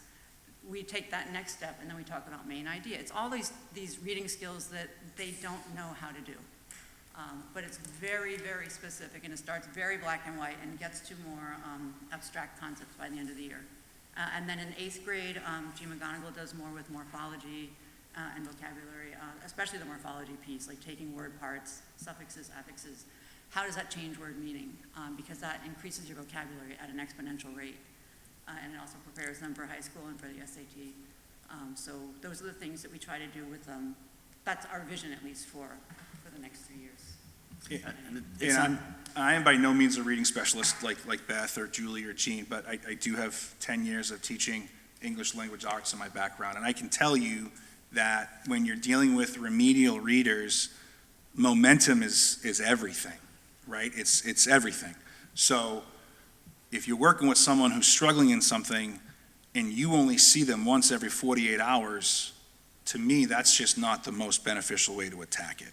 By having these classes every day, you're preventing the forgetting curve, the forgetting opportunity, and you're able to build that momentum day in, day out. I remember having a conversation with Beth earlier in the year, and she expressed frustration over not seeing the progress in her students that she was so accustomed to seeing. She's fantastic, Jean's fantastic. They're used to seeing that growth. But that growth, I think, has been stifled, similar with the growth of our world language learners, because it's only been every other day. So, sorry to jump in after that. And so that sounds like mostly a focus on informational and nonfiction texts. Is that accurate, or is doing narrative text as well? Again, it's just I actually have the scope and sequence and skills, didn't bring it with me, but I actually wrote the 7th grade curriculum. So I've been here since the building opened in '99. So I've been here forever. And when I was hired in '99, they said, "There's no curriculum. Just do whatever you see fit." Which was took quite a while to get to that point. But I feel like I have a really solid product that I build on every year. But definitely, this past couple of years, having to cut all that in half and really prioritize, and also throw in phonics, which was really challenging because all these kids with COVID had missed a whole year. So we're kind of trying to get back to where we were before the pandemic. But the last couple of years have been a wild ride, to be sure. Teaching phonics to middle schoolers was not something that they embraced at all, as you can imagine. But they needed it. I would say on the flip side, those are also the same students that have been struggling in a world language. Obviously, I'm a proponent of languages and language learning, doesn't matter the language or location, but that's also what we've seen. We've seen that our students that are struggling in their first language are now struggling even harder in their second or third with us in the classroom. So that's the other perspective as well. Thank you, Mr. Axel. Ms. Lord. Thank you for all the work that you guys did so much work on this, I'm sure. That was an incredible amount. I wanted to ask you just some logistical questions about the schedule. Before I do that, though, I'll comment on that a little bit more.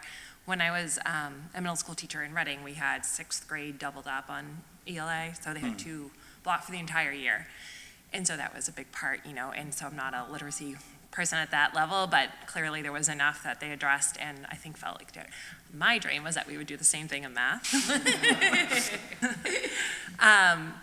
So I am curious about that and thoughts, and it's not really just for you, it's also just a district, because everything we're saying about literacy, I would say the same thing in math, and I think most middle school math teachers will tell you that it is very difficult. In 45 minutes, you can only barely teach the Common Core standards. You cannot also provide the level of remediation that so many students need. And you see post-COVID, that much more significant. But you get all the number sense numeracy, the fractions, the multiplication facts, right? So, that's just, I know you already have a plan, but I'm just curious about that, and also just something for us to maybe explore, consider. Sure. So I think part of that reason is staffing. Right, where right now we have one additional math teacher who provides intervention in their math lab, right? Where we have 3 grade level reading specialists. We have the room in the schedule to offer it as a 5th core, where, I would love to be able to say, well, Susie's 5th core is math lab because she really needs the math help. But we only have the one staff member. So math lab, as of right now, will stay in the UA wheel. We'll still have it available for kids that we deem need that additional help. It'll be offered to all 6th, 7th, and 8th grade students. But I think you raise a very good point. By no means am I saying that language acquisition or reading and writing are more important than math. I just think currently, right now, our staff situation is better suited to provide additional support in those areas rather than mathematics. Yeah, and I would say that's very typical. Yeah. Most schools, that is the case, much more staffed in literacy. I'm always pushing for us to then consider the staffing needs in math if we want to be able to support students in the same kind of way that we know really matters, in literacy. Great, and so for the schedule, I didn't know the schedule before, so I'm curious if you can kind of give me a little before and after. Before, was there 7 periods, but one of those was when, and you made them shorter but added 30 minutes? Sure, so I can answer that. So let's just look at 6th grade, for example, right? Yeah. So those blocks that are in red for grade 6 would have been hypothetically core subject period 1, core subject period 2, win block period 4, core subject period 5, core subject period 7. So our teachers, our core subject teachers, only had 4 sections. Now they have 5 sections. Okay. So that, I think, is probably the biggest change of what you're talking about. And that 5th section then means an additional, no? No. You're shaking your head, no? An Like additional an additional world language, like what is that? Is that what the 5th? So the 5th core Yeah. will now be, so every grade, regardless of grade level, the traditional 4 core subjects are ELA, math, science, and social studies. Right. That 5th core subject for 6th grade will be split into those 2 semester classes, Yeah. the exploratory world language or the general reading. Yeah. It won't matter what they have, in the fall and what they have in the spring. Yeah. 7th and 8th grade, their 5th core will be one or the world. other. Okay, Reading world language or world reading. language, Okay. depending upon that data Yeah. that Beth kind of alluded to earlier. We'll make that determination. When you were talking about Learning Center, I was thinking the same thing, because when we pulled out of, all the arts classes, and then, so it's like, well, if you don't do that, then they have to get the services sometime, right? You Yep. have to miss something. So previously, they were missing what? And now they're being pulled out of, it would be one of the unified arts blocks now? So currently, right now, they're missing what is scheduled as the win time. So they're missing an opportunity to seek out their content area teachers. Right, so all the Learning Center time was happening just During during WIN. Okay. Yes, that's when all the Learning Center time is happening. And keep in mind, Which it's a that's different. a full Learning Center then as well, I would assume. Right, and it's a different time for each grade, too.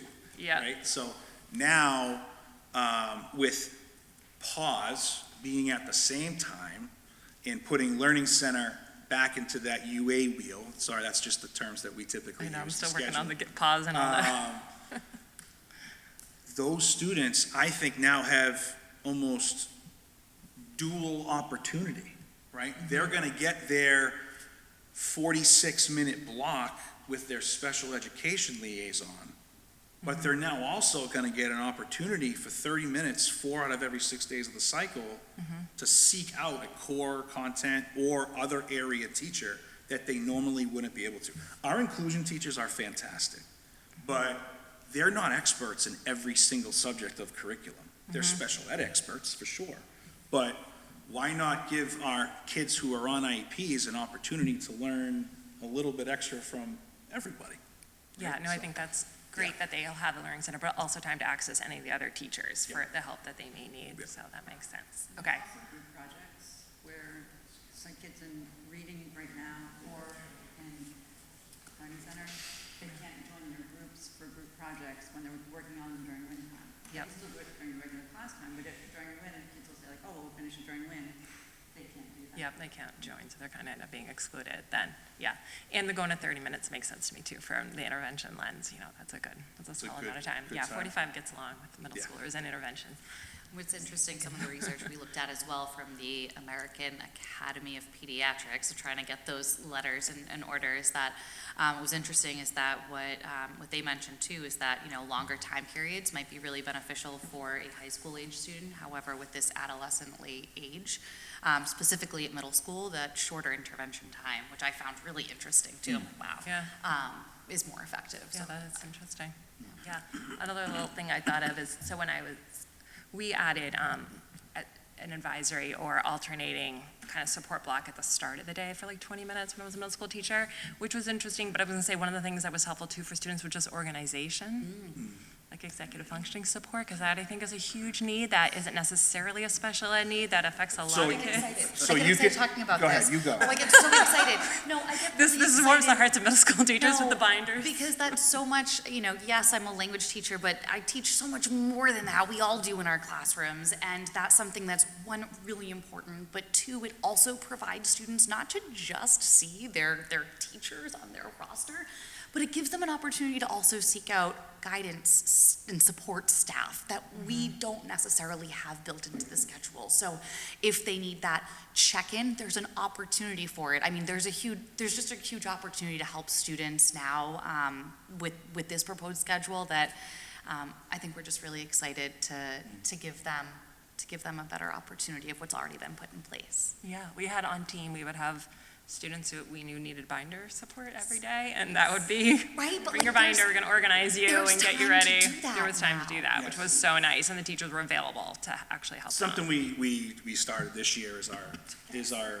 clinical staff, mostly our grade level counselors have taken on groups, so they'll be able to continue with those pause groups during their den time to work on things like executive functioning and things like that. You mentioned the time of the day.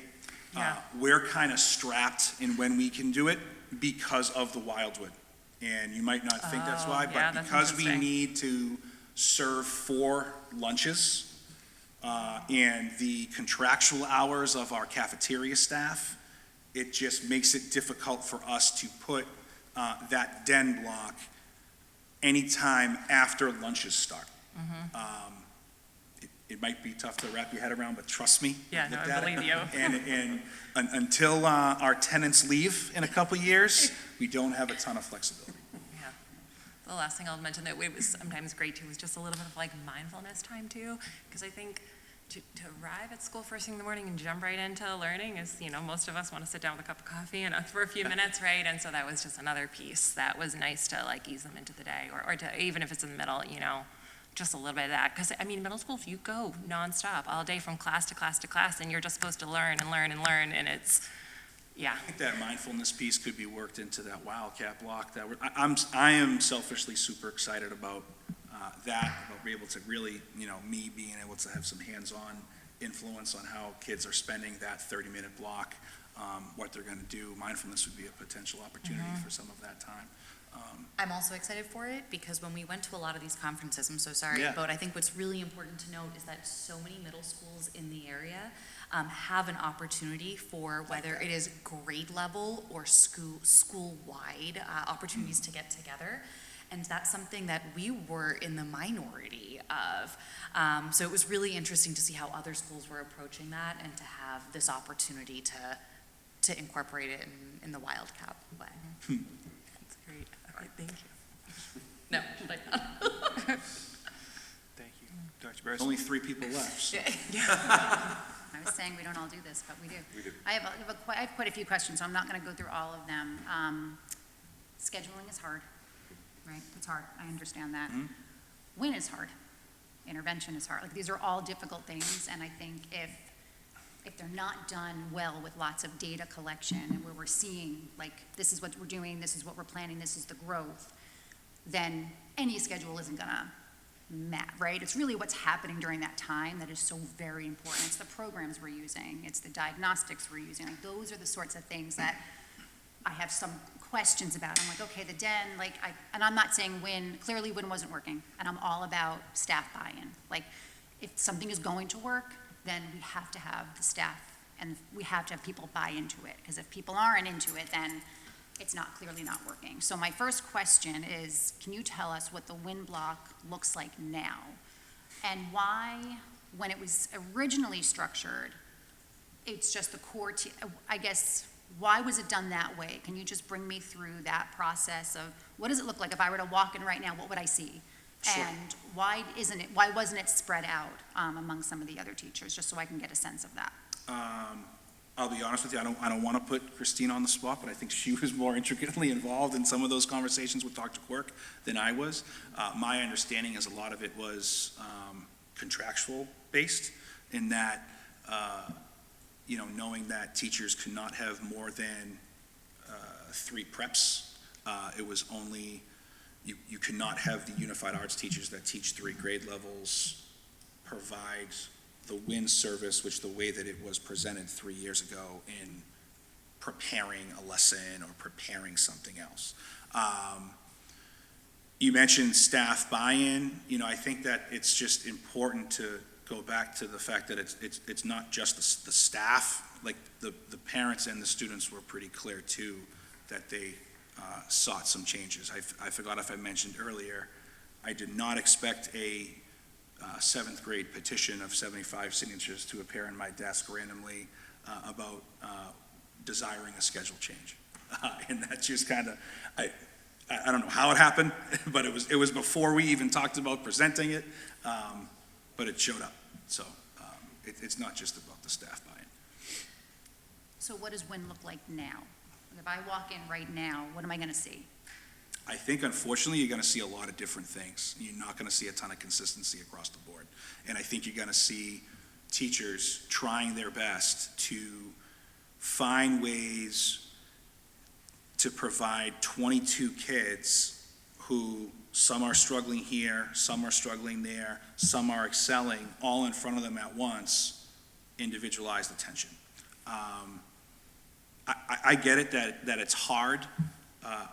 I would argue that anybody who thinks it's feasible to provide individualized attention for 713 kids, if there's a school that's doing that, I want them to call me, because I haven't been able to talk to an administrator around the state that's able to truthfully do that in Fidelity.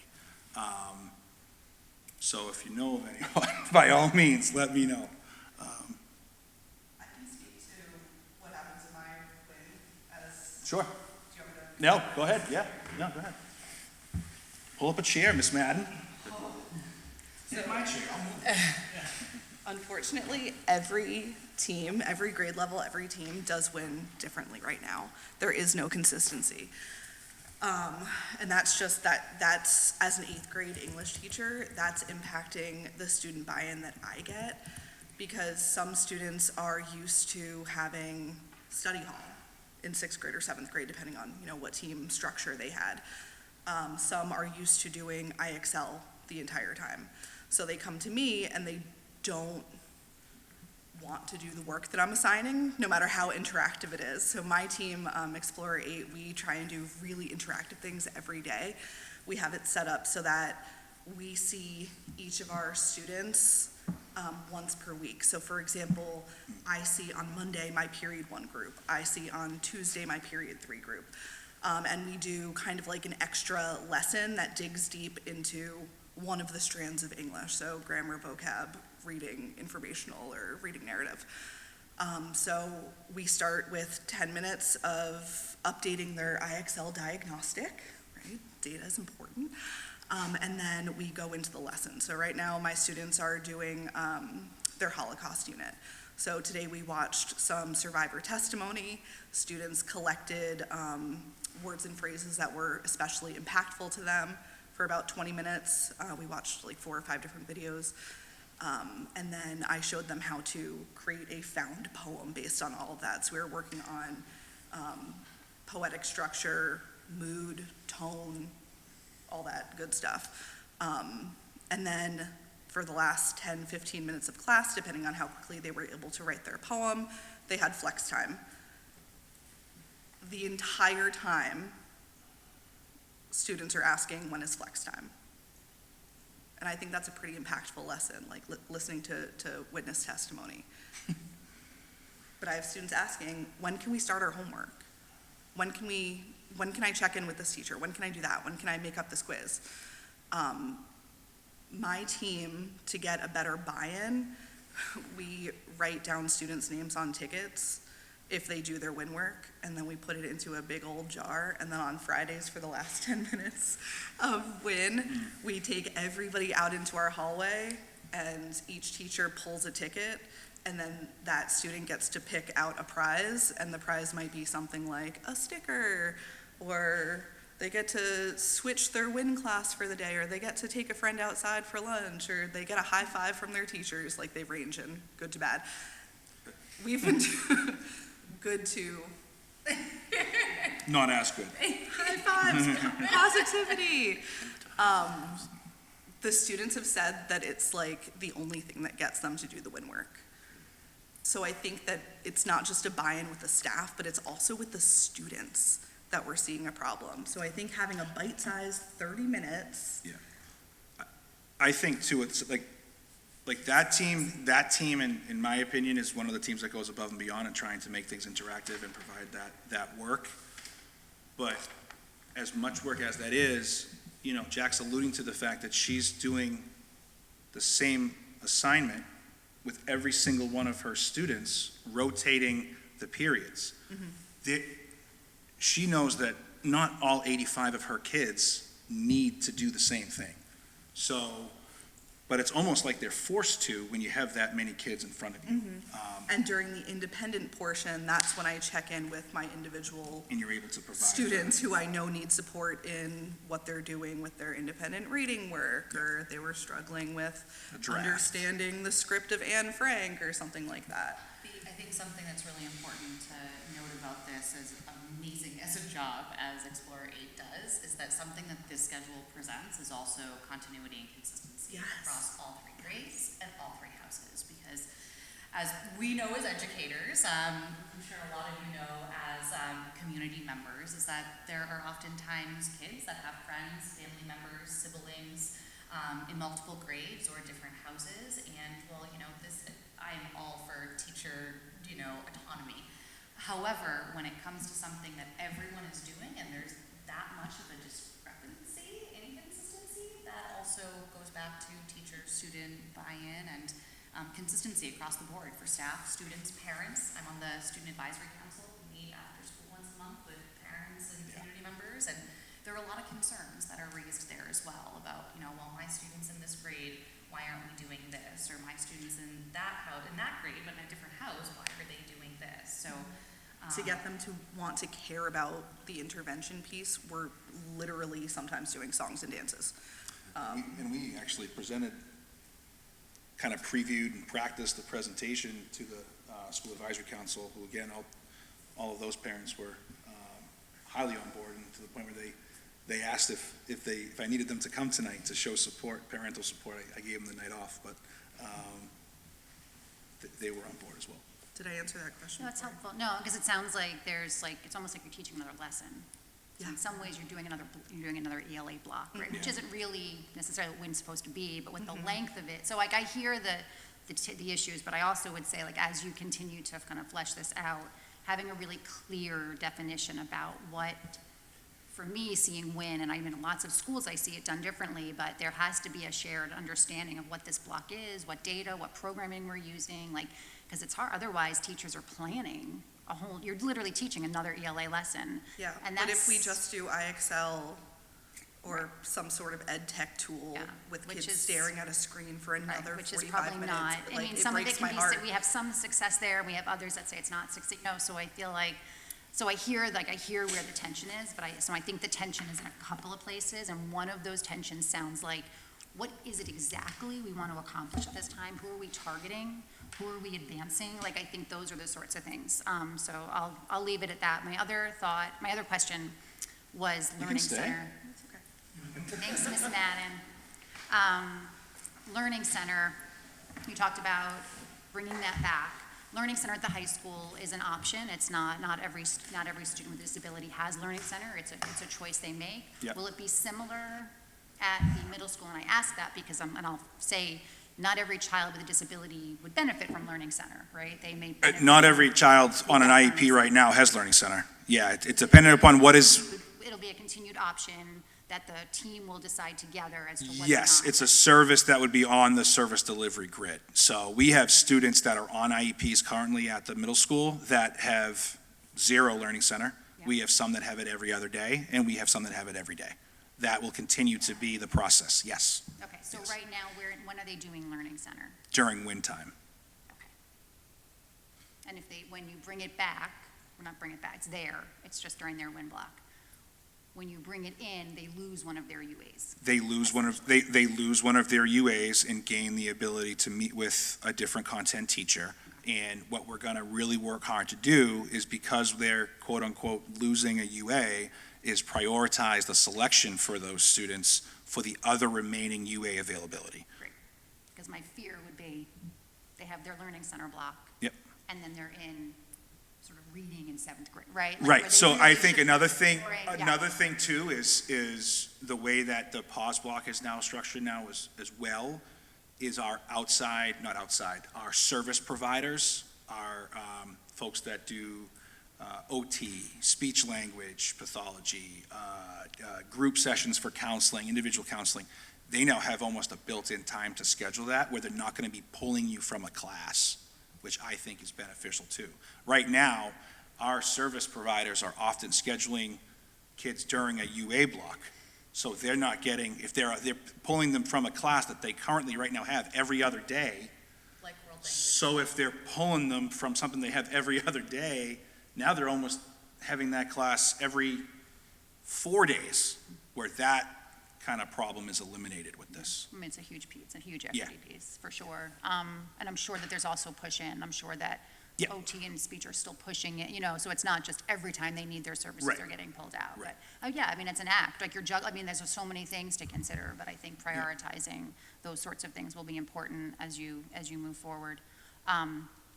I have other questions just about programming and programs for reading and all that, but I'll send that to you separately. Thank you. Thank you, Dr. Bryson. Mr. Golden, I'm going to limit us to 5 more minutes, I think, I because actually we've been wanted doing this for quite a bit. Offer to yield my time to Dr. Bryson. I don't Oh, think no. there are questions that I can do that are better. Yours are so fascinating. I'm not even flattering you. Like, I want to hear what your questions are. So I have no comment. It's okay, I'll get hers in writing. Thank you for all your Yeah, hard that's work. okay. I suggest, Mr. Golden, that once Dr. Bryson provides her questions to the administration and they respond, we will share those responses. I So would very with much that- like to see that. Thank you for being here. Thanks for all your hard work. But yes, that's my thought. Thank you very much, appreciate it. Mr. Axel. I just wanted to actually quickly ask if Dr. Thompson could just briefly weigh in with his thoughts and just kind of summarize things for us. Yeah, No so, pressure, move on. yeah, no pressure. Bring it on I mean, home, yeah, Dr. I- Thompson. and it is difficult because I don't really know the history of the first iteration, and I don't fully know all of the factors that, because every school and every district has different factors that feed into the drive the schedule based on availability of personnel and specials and that sort of thing. I can tell you that I don't want to say I'm the inventor, but I was one of the originators for what I called Power Block. It was 35 minutes, and I started that in 2008. And that's part of the reason, that work around that and training other middle school principals in the state of Massachusetts is why I became the 2010 Middle School Principal of the Year. But anyways, with that, what has to be done is the learner has to be known. All right, we need to focus on a growth mindset for what those students need to do and focus on their growth going forward. What we did back in the original piece is that we'd use common assessments. The teachers would sit around the common assessments. They would basically, we only had one block. We were only using one block at first, and then we, a year later, added a second block. So these are, it's an evolution. It's not a revolution, right? But the teachers would come up and take turns developing interventions and activities that would attack weaknesses that they were seeing in those common assessments. And that's back before IXL, Renaissance, and the other things where you get this prescriptive computer-based going through. And there's some kids do well with that and some kids don't. But schools that close gaps know their learners, know where they're weak, and address with a growth mindset to improve kids. That's very hard to do with over 20 in a classroom. If you can get down to 15, what I did was I had the UA people push into and help the teachers do that, so the numbers dropped. But there were groups that they would be regrouped, every week. There were groups that were on track and maybe just need some more practice, groups that were slightly below, groups that were further below. There'd probably be 3 adults in the room in that particular case, and one group that was doing work that was advancing them to a high level. So I think we're moving in the right direction. I don't think that, I think there's still more work to do, especially around what that block looks like. But this is a first step. It comes down to, you can't make the changes with what you're doing in the classroom often until you have the structure that works that allows for that to happen. So this is probably the second step of a 10-step process. But that first step is to get the right amount of time, access to people, and then, the staff working on what is that block really going to look like and being consistent with that. And again, growth mindset, really knowing the leader, the kids, and conversations about where their weaknesses are and what we're going to do to improve them. We just saw some of your middle school kids just a few minutes ago with their presentation. You give them a task and you give them a way to do it, and they will take over the world. You might have noticed that earlier. And they can do that for themselves too. So I'm not sure if that's a recommendation or just a dialogue, but that's what I can give you. Thank you, Dr. Thompson. Ms. Elliott, I don't want to put you on the spot, but I didn't know if you had anything that you wanted to add as well.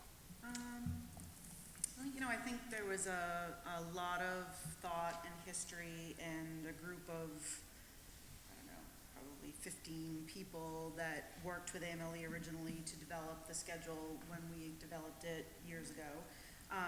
And it was really data-driven. We identified the students and the academic needs that they had and the discrepancies, looking at performance primarily in ELA and math, but we also just looked at the equity of students who weren't having the opportunity to participate in sometimes what is an island of competence for some kids who might have disabilities and were missing out on UAs, and were students who you were tracked early on in middle school for either taking reading or taking a world language and not having the option of exploring both of those. And so I think that's what was driving some of the creating of equal opportunities for students, but really it was driven based on student academic scores. We see students at the middle school, many of them who are well below grade level, multiple years below grade level, and it was more significant at that point. We have seen growth over the last few years with this model of our scores creeping back up. And I think the intent to remember was that the goal originally with the model was so that it would replicate what we are doing at the elementary level, where we have students we don't have a win block. We don't have the luxury of a win block, unfortunately, at the elementary level, because we don't have the time in the day to carve out that block of time. The original, the 45 minutes was never the intent of the committee when we built that schedule originally.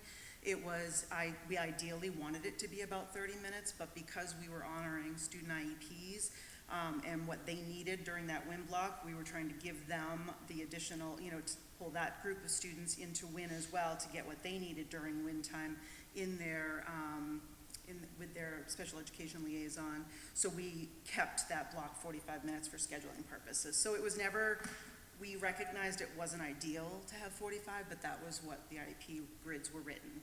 And I think we were really structurally stuck with contract language that basically says that teachers can't have that they can't teach during that fifth block, meaning they can't plan or assess during that fifth block.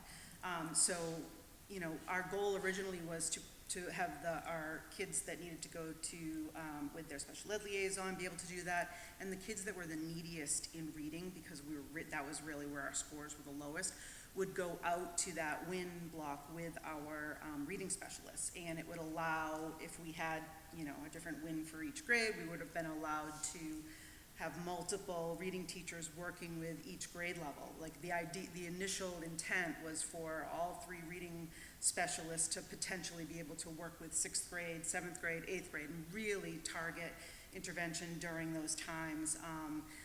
And then, sort of contractual scheduling kind of got in the way of that, and we had hoped to be able to build a similar model with the math, but like Brian did mention, we have 1 math interventionist.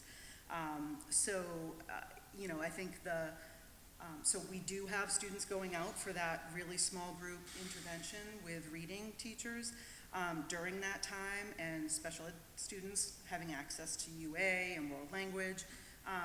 But it also means that there are still 20 students in the classroom.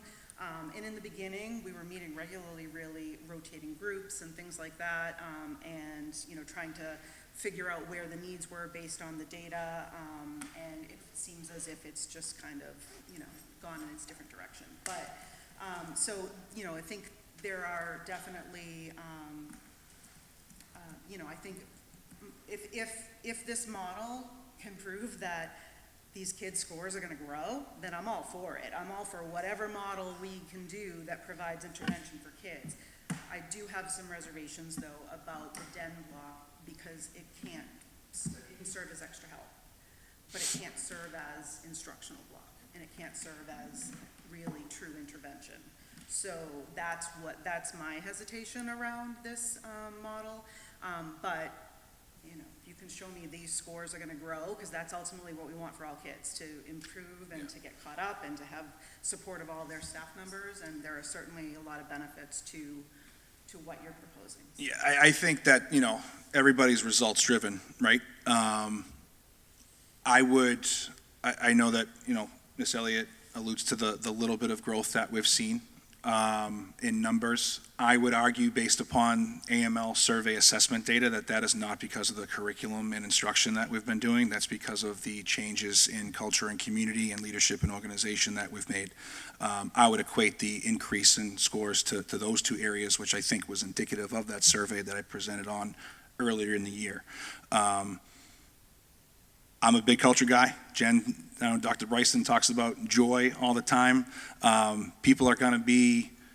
Parents and kids are going to be a heck of a lot happier with this schedule than the current schedule. And I think when students and staff are happy, you naturally get better results. And I would highly anticipate seeing better numbers once incorporating this schedule into play. I think when we talk about how DEN, the way that it's presented, doesn't allow for direct intervention, or however you want to phrase it, we're not doing that now either. So we need to try something, and that's the point of trying to make a change. And it's a pilot. I think David talked about piloting something for a year earlier, and how sometimes piloting something is all you can do. We need to make some changes. And again, this is a process that took on a lot of different folks from a lot of different stakeholder groups, and this is what we had come up with. I would, from the world language perspective, and having the opportunity to have students from across all abilities, in our experience as world language teachers, we have had parents pull their students from the world language classroom. For some students, that find it too challenging to keep up with as a result of the every other day schedule as well, which breaks our hearts as The social emotional component. from the social emotional component, specifically kids in whether it's a language-based program, whether it is a student that is struggling with dyslexia. These are kids that we have come to class every day, and they don't want to be there. And when we really think about the social emotional well-being of kids, I am passionate about languages, obviously, right? I teach a language, I am ESL certified, but at the end of the day, we want to see our kids happy. We don't want any kid going to a class where they feel like they're set up for failure. And that's something that, unfortunately, I don't have IXL data to show you. I don't have iReady data to show you, but I have parent emails, I have students coming into classes. I welcome you to stay for a whole class, and not just a handful of minutes, because that can also be deceiving. And those students deserve better as well. Thank you. Okay, I've just a logistical request. If you have any materials from all like the focus groups and stakeholder meetings, you have any kind of additional survey data that you could share with us, I would love to see any kind of Try to additional compile some materials. stuff, yeah. With when you have the time. I know you're working busy. Yeah, no, I can probably certainly get the stuff from the NELMS conference and things like that. But also stuff like, Yeah. you know, you have the survey results here, the questions, any, Sure. send me 100 pages, I'll read them all. Thank you. Thank you. So I think, and correct me if I'm wrong, this is, I think, more for my colleagues who have been here for a few years. When we did the middle school schedule change a few years ago, that was informational. I don't think we voted Yeah, to that's approve not, that, right? that's not No. for us. Okay. Any last comments? Thank you for the time. Thank you. you. Thank you very Appreciate much. it. Do we have anything else with you tonight, or is I that? think that there was an AMLE request for an AMLE update. I'll be honest, we don't have a ton to update, other than the fact that we were invited to apply to be labeled as a school of distinction. We've completed the written component of that application. That's been submitted. The next part of that process is to participate in a whole-day virtual site visit with the graders from AMLE. So I'm getting to the point where I'm compiling my groups of students, parents, community members, central office, teachers, support staff. They meet with all of those different groups for certain chunks of time, and they end with meeting with Daniel, Craig, and I. You may just consider at listing the Craig end. first moving forward. It might avoid some confusion. No disrespect intended. Yeah. But that's coming up on I think May 19th. Well, in that case, then, I would say, keep us posted. Thank you for clearly all the work that went into the schedule presentation. We'll pencil you in for January of next year. You'll see for me a in 2 halfway weeks. up- You'll Yes, and I'm sure, as we're piloting this new schedule, based on some of the conversation and questions we've had, I would suspect the committee will be interested to learn how it goes. So Look forward to it. pencil you in for 6 months from now. Love it. And see you in 2 weeks. I'm in. Excellent. Thank you all very much. Appreciate your time. I know it's late. Thank you for being here. Everybody good? Anybody need a break? You guys ready to keep going? That brings us to the 2025 end-of-year report. Mr. Simmons. Yes, thank you very much. So, in November, I presented to the school committee our end-of-year report for Wilmington Public Schools. It goes through a compliance test from independent auditors. We received the report back. There were 2 findings on the report, one which was amended and one which there is to be a corrective action. The amendment came from numbers being put on line 3450, which were professionals, paraprofessionals, instead of 3473, which are teachers as professionals. So the independent auditors are going to send back the report, and that will not be a finding. That is just an amendment to the report. And the actual finding is a historical finding, which is on the relationship between the town and the schools, not having written procedures in terms of how funds are allocated to the schools. That is something that I'm working on with the town. My predecessor was actually working on it with the town as well, and then there was staff turnover. I have some ideas, and I am actually I talk with the town at least once a week on different procedures and operations that they would like for us to enhance our business and our relationship with them. But my recommendation with them is also that it should go to a lawyer, because Wilmington goes above and beyond in terms of the town supporting the schools. And should the town ever fall into a place where there are financial constraints, we don't want to restrict the town or put the town in a bad position just because they historically have been kind and had a good relationship with the district. So that is the update for the end-of-year report. Thank you, Mr. Simmons. Yes, sir. Questions, comments from the committee? Mr. Turner. Just a quick one. Thank Please. you very much for all the work and all the effort that goes into this. Audits are not easy, and an audit with this level of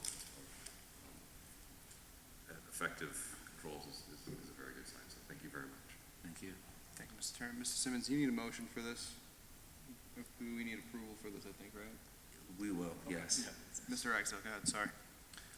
Just on timelines, you said that you're currently working on this with the town. Yes. Is this work that you expect to complete, or do you think that this is going to also fall to your successor?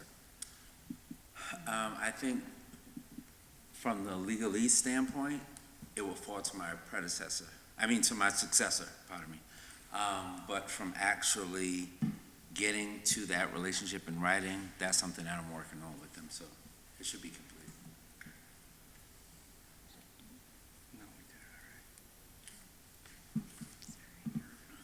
Thank you, Mr. Ragsdale. Other questions, comments? Hearing none, thank you. Would anybody like to make a motion? Don't all jump at once, guys. Mr. Golden. Move to accept the report? What is the motion that we're making? I think we move to, we approve it, I think, or accept it, to accept it. Yes. So the motion would be to accept the 2025 end-of-year report audit. Mr. Golden. Just say so moved. So moved. There we go. Thank you. Seconded by Mr. Turner. Second as such moved. Yes. All those in favor? Unanimous. Thank you. All right. So the next item on our agenda is this item for public comment. There's nothing in our packet tonight. And Mr. Golden, you and I had a conversation about this, so keep me honest. Essentially, we've received some feedback, some comments from folks in the community where you'll recall there had been a section on our agenda that essentially required folks to sign up in advance, which we had left over from COVID and we removed. And then the committee has sort of operated, at least for as long as I can recall, on this sort of this understanding that public comment should be restricted to items on the agenda. And if you look at the policy, particularly BEDHE, which is around public comment, it says individuals may address topics on the agenda, items specified for public comment, or items within the scope and responsibility of the school committee. So essentially, our practice hasn't 100% lined up with our policy. And so my ask, if it's the will of the committee, would be to refer that policy to the policy subcommittee. We need to determine either that the committee will follow the public comment policy, or we need to amend the public comment policy to reflect our current practice. Did I capture that, Mr. Golden? Yeah, I'd say you did. I'd say you did really well. I see, we're going to be looking at it. I think for me, the spirit of it is this kind of idea that, and I think part of it is that we're getting a little bit of overlap with select board, where they kind of have this phenomenon too, to some degree. But for me, the goal, the hope would be that, if folks are looking for their opportunity to speak about a topic to come to the agenda, sometimes because we are so busy, because we just had a really in-depth, important conversation about the middle school, we can't get to everything in the year. And so maybe sometimes once a cycle of school committee meetings we'll only have one time where we talk about specifically dining procedure, specifically the cafeteria or something, and a parent's waiting for their chance to come talk about it. So I just think that clarifying that anything within our purview, in addition, not just what's on the agenda, but what's something we're responsible for is game for folks to talk about. So that's, sure. But you captured it, I'm just blabbering.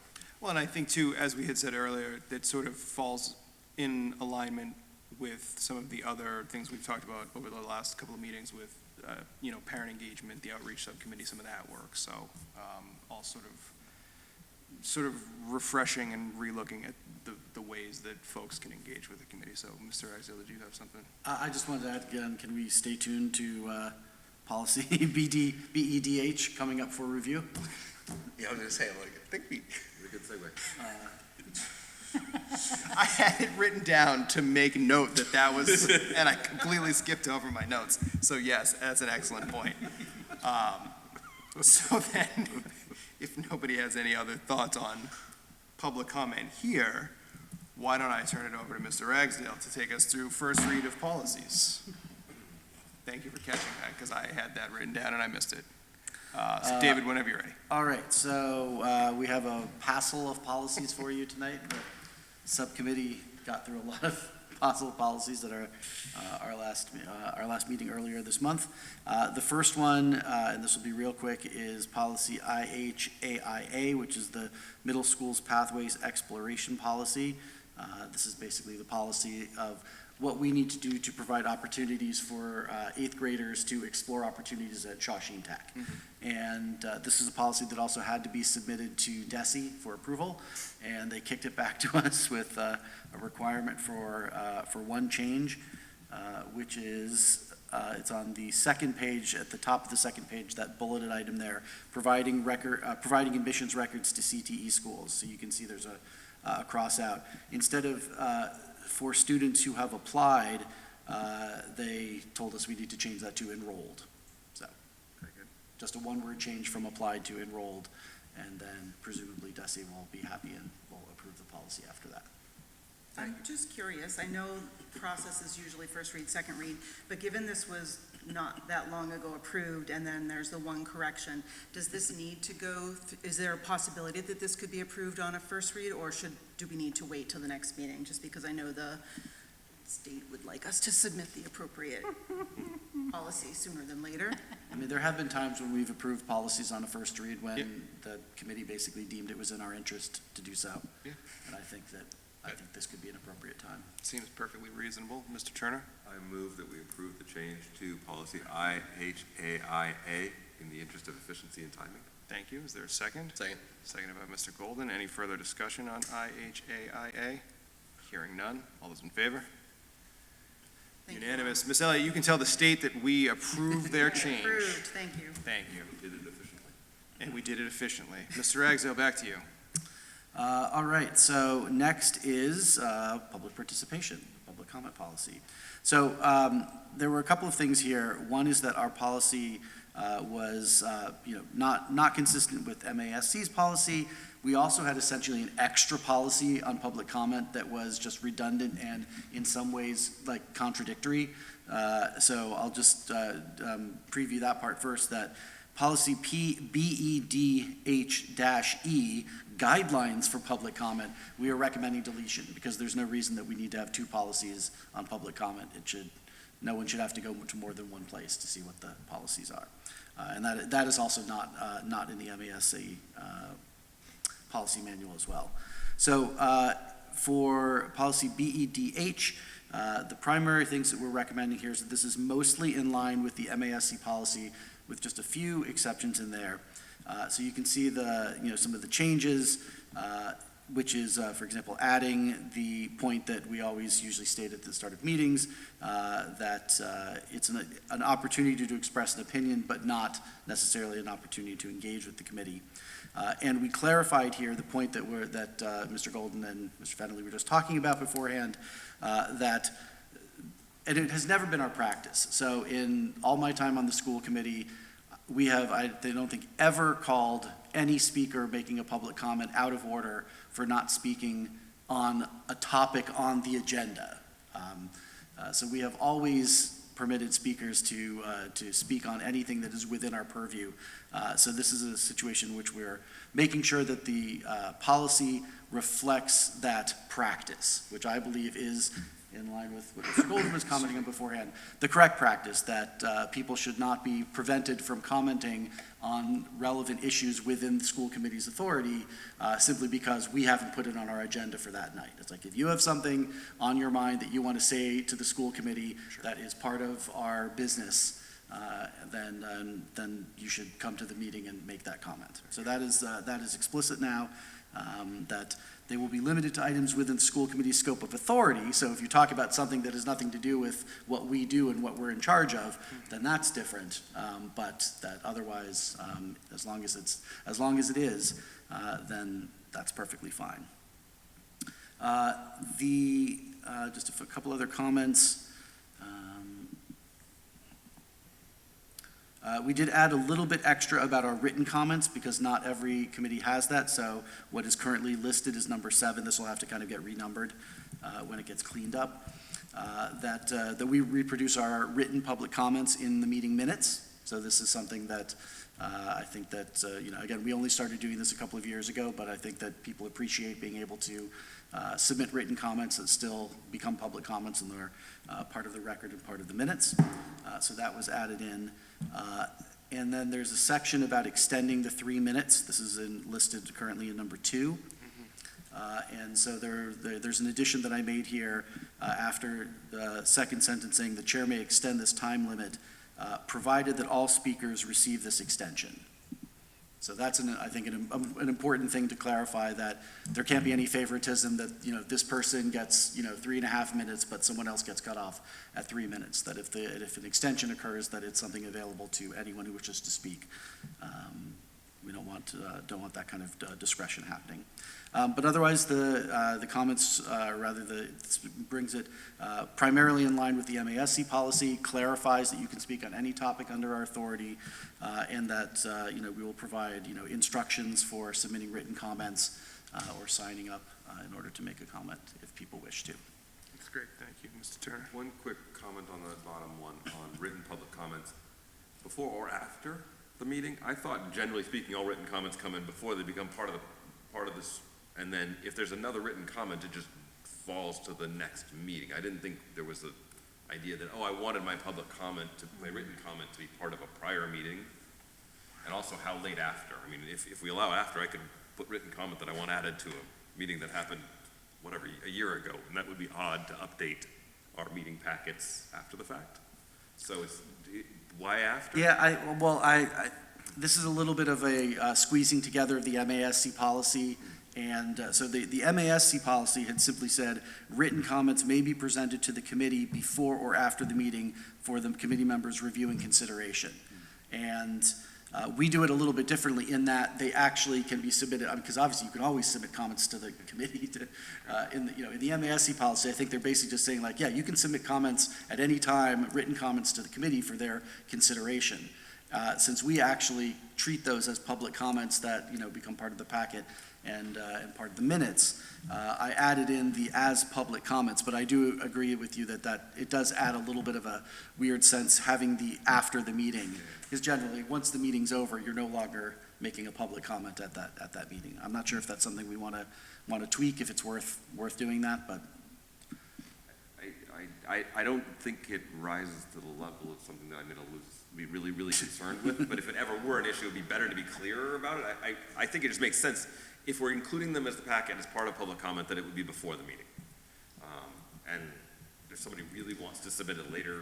I mean, should we just say because again, this is a public comment policy, not a general, here's how you can contact the school committee about anything. We could just take out the before, the after the meeting and just turn it into as public comments before the meeting for their review and consideration. I think that makes sense. I think that would be fine. Sure, thank you.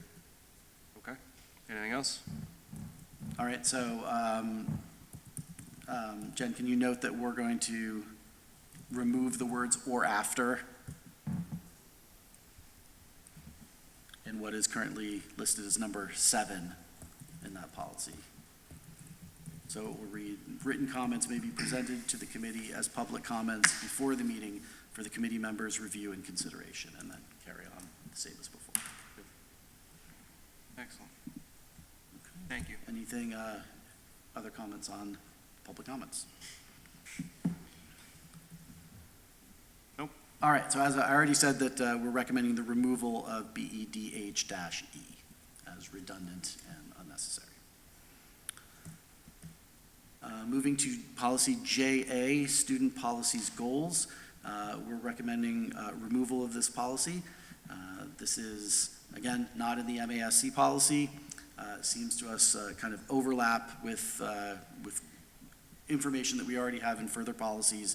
And it's just another one of these old policies that has some weird statements that feels like we'd have to tweak it in order to, like, if we wanted to keep it, it's just, there's some things that would probably need to be changed. I mean, some of the language to promote faithful attendance and good work is the final one, even in the very first sentence, or I guess second sentence in the first line. This top priority is shared with no one. There's just a weird construction to this policy, and it doesn't seem worthwhile to go into us to fix it. So since it's not in the MASC policy, and we think that this information is covered in other places and would need additional work anyway, we're recommending removal. Very good.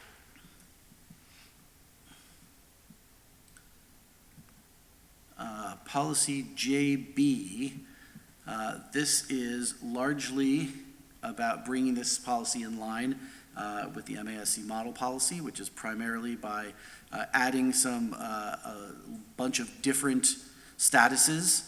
So there's a shorter list before, and the current MASC policy has expanded the statuses. You can see that in the first paragraph: disability, age, genetic information, and so forth. So there's a whole bunch of additional statuses listed. And then mostly after that, just adding in a bunch of references. So putting in a bunch of Code of Massachusetts regulation and other legal references. But this is primarily just bringing this in line with the MASC model policy.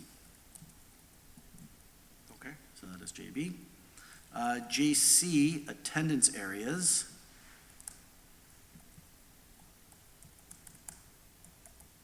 Is also just some minor cleanup, so some additional references being added, and then an additional line at the very beginning, in establishing the attendance area, new language, the committee will take into consideration safe walking conditions consistent with the committee's transportation policies. So the attendance area here, this is north side, west side. This is basically where we decide, like, students here who live here go to these schools, students who live here go to those schools. So that's what attendance areas is referring to. And so we don't have a lot of students walking to school, but the model policy is basically that when you decide who's going to what school, you should take into consideration walking conditions. So I guess we're not having, students on the west side walk all the way to the north.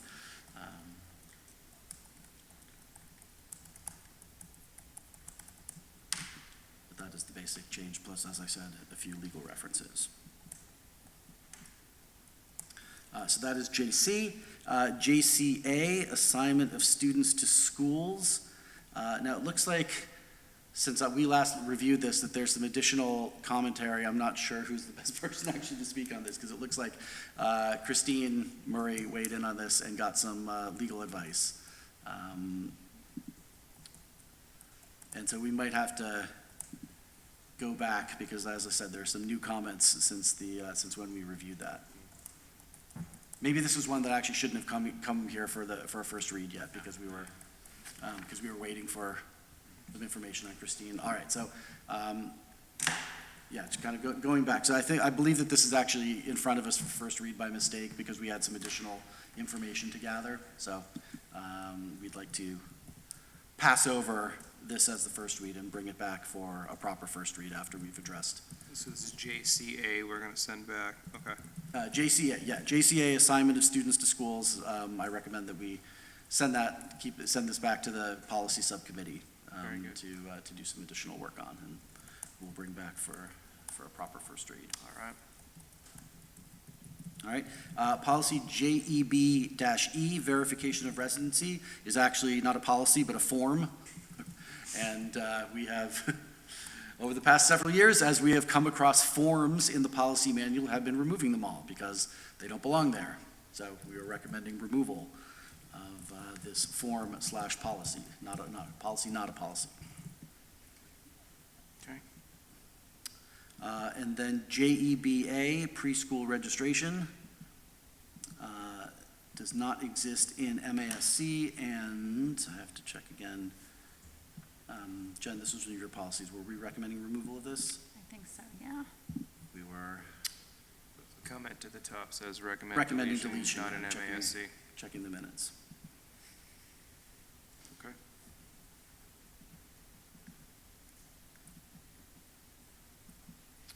And then policy JF, school admissions policy. Same. Wait, right, JFE, No, just JF. JF. oh, sorry, I'm sorry. No, not deletion. No, I think we just added cross-references and matched this policy to MASC. Yeah, thank you. Yeah, so they're just, you can see a whole bunch of additional cross-references added at the bottom of the policy to match it to MASC. But, So many cross-references, you can get lost. yeah, get lost in the cross-references. So retaining this policy with those changes, with the red line changes. All right, 3 more to go. We're almost there. You're doing great. It's running the policy gauntlet. All right, JF-E-1, school admissions, and this is, again, not really a policy, but just commentary on the Code of Massachusetts regulations, not in the MASC manual. We recommend removal. Okay. And then similarly, JF-E-2, school admissions, also recommend deletion, not in the MASC handbook. And this is largely covered in other sections of policies in terms of non-discrimination and equal opportunities. And so we think this is not needed. And then that brings us finally to the acceptable use technology policies. So this is actually part of the high school handbook.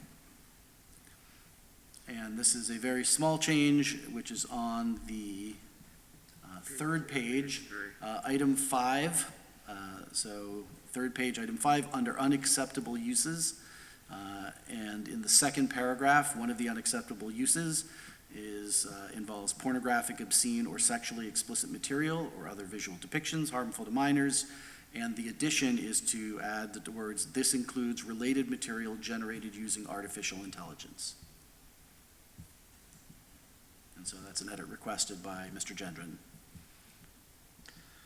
to the unacceptable use technology policy for the high school handbook. Thank you. Could I ask or perhaps suggest, similar to IHAIA? I know the high school, I know Mr. Gendron is coming to present the handbook at the next meeting. I think it would be smart for us to approve this today so that he can include this in the handbook if there's no strong disagreement, so. That seems appropriate. Okay, does anybody want to make a motion to accept the change to the acceptable use technology policies in the high school handbook? Thank you, Dr. McCaldy. That'll be a second by Dr. Bryson. Hearing no additional discussion, all those in favor? That's unanimous. We can let Mr. Gendron know that that is approved. Not for discussion, point of reference. For the middle school, I don't remember acceptable use of technology. Do we mirror the language between the two? I'd like to see it mirrored, yes. I think so, but So, we probably should if we don't, and we can share this with Mr. Kyra. Okay, thank you. Thank you, Mr. Axel. Great job to this policy subcommittee. Anybody have any questions or comments? Okay.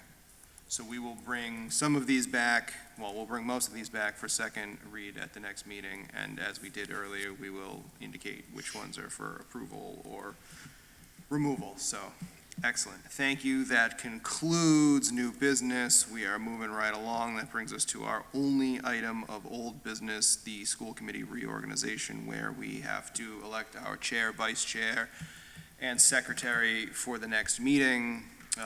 As just a very brief refresher, we will do nominations. Folks who are nominated can accept or decline the nomination, and then we will vote and we will continue along. So with that said, I would entertain any nominations for chair for this coming year. Mr. Turner. I would move that Jesse Fennelly be nominated for chair in the spirit of excellent leadership and also continuity with the incoming superintendent. Thank you, Mr. Turner. I would accept that nomination. And I don't think we need a second. I don't think we have needed seconds in the past, though we could have additional nominations for chair. Sure. Hearing none, all those in favor of me continuing as chair for one more year? All right, unanimous, thank you. He's like, yeah, I wanted that. I appreciate you all. It's my honor to serve as your chair and to continue doing so. That said, let's move along to nominations for vice chair. Mr. Golden. I'm going to nominate Dr. Jeff Bryson to be vice chair. Dr. Bryson, you've been nominated. Would you accept the nomination? I accept the nomination, thank you. Are there additional nominations for vice chair? Hearing none. All those in favor? Unanimous. We are a very exciting group this evening. And we need a nomination for secretary. Is there a nomination? I will nominate Stephen Turner to continue as secretary. Mr. Turner, how do you feel about that? I would accept that. Are there any additional nominations? Mr. Ragsdale, really? Complain about the lack of excitement. It's just like, now we can have a real fight on the floor of the convention. One of these years, we're going to have to do that. Hearing no additional nominations, all those in favor of Mr. Turner continuing as secretary of the committee, that is unanimous. Your leadership team stays the same. Thank you all for your trust and confidence. That concludes old business and brings us to subcommittee reports. Mr. Turner. So the Equity Subcommittee met recently, and we had a very good review and discussion of discipline data for the district. There's a mandatory DESI reporting that was summarized, and there's a particularly good focus on any sorts of groups that were disproportionately represented and what that meant for the district across the different schools, and got some really useful indicators, but also that generally speaking, Wilmington schools have a relatively low level of discipline problems, and also where we have disproportionately represented populations, it's not particularly out of line with state norms and state averages for those sorts of groups. So, but there's also additional work that's being done, led by Ms. Elliott and Ms. Murray, on PD and on other things we can do for our teachers to help and understand and make sure we are being equitable and appropriate with our discipline, and consistent across all the different student populations. So it was a very good update and very much appreciated. Thank you. Thank you, Mr. Turner. Any other subcommittee reports? Policy subcommittee is hard at work. We'll see you guys at the next meeting. We already gave our report. Rather lengthy, no less. It's a new business. Okay, hearing no other subcommittee reports, correspondence. None this evening. I don't have official correspondence, but I did want to make note, and I'll do it at this point in the meeting, that the School Nutrition Association named Mary Palin the Massachusetts Food Service Director of the Year. Those of us who know or have worked with Mary would recognize that that is a very well-deserved honor and recognition, so the committee would like to extend its thanks and congratulations to Mary and her staff for all of the work that they do throughout the years, serving our buildings and our students and our staffs. So, hearing no other correspondence, buckle up. We have future school committee dates and other notable items. Tomorrow, May 14th, is a course concert at 7 p.m. in the Joanne M. Benton Auditorium at the high school. Friday, May 15th, the Special Olympics Unified Game Day starts at 9 a.m. at the high school field. The weather looks good. If it's an event you haven't been to yet, I highly suggest you attend. It's really a great event. May 18th is the DECA banquet, 6:30 p.m. in the Joanne M. Benton Auditorium at the high school. May 25th, schools and offices are closed for Memorial Day. Also on May 25th, the Wilmington Memorial Day Parade featuring the District Marching Band will go down Route 38, Church Street, and end at the Wildwood Cemetery.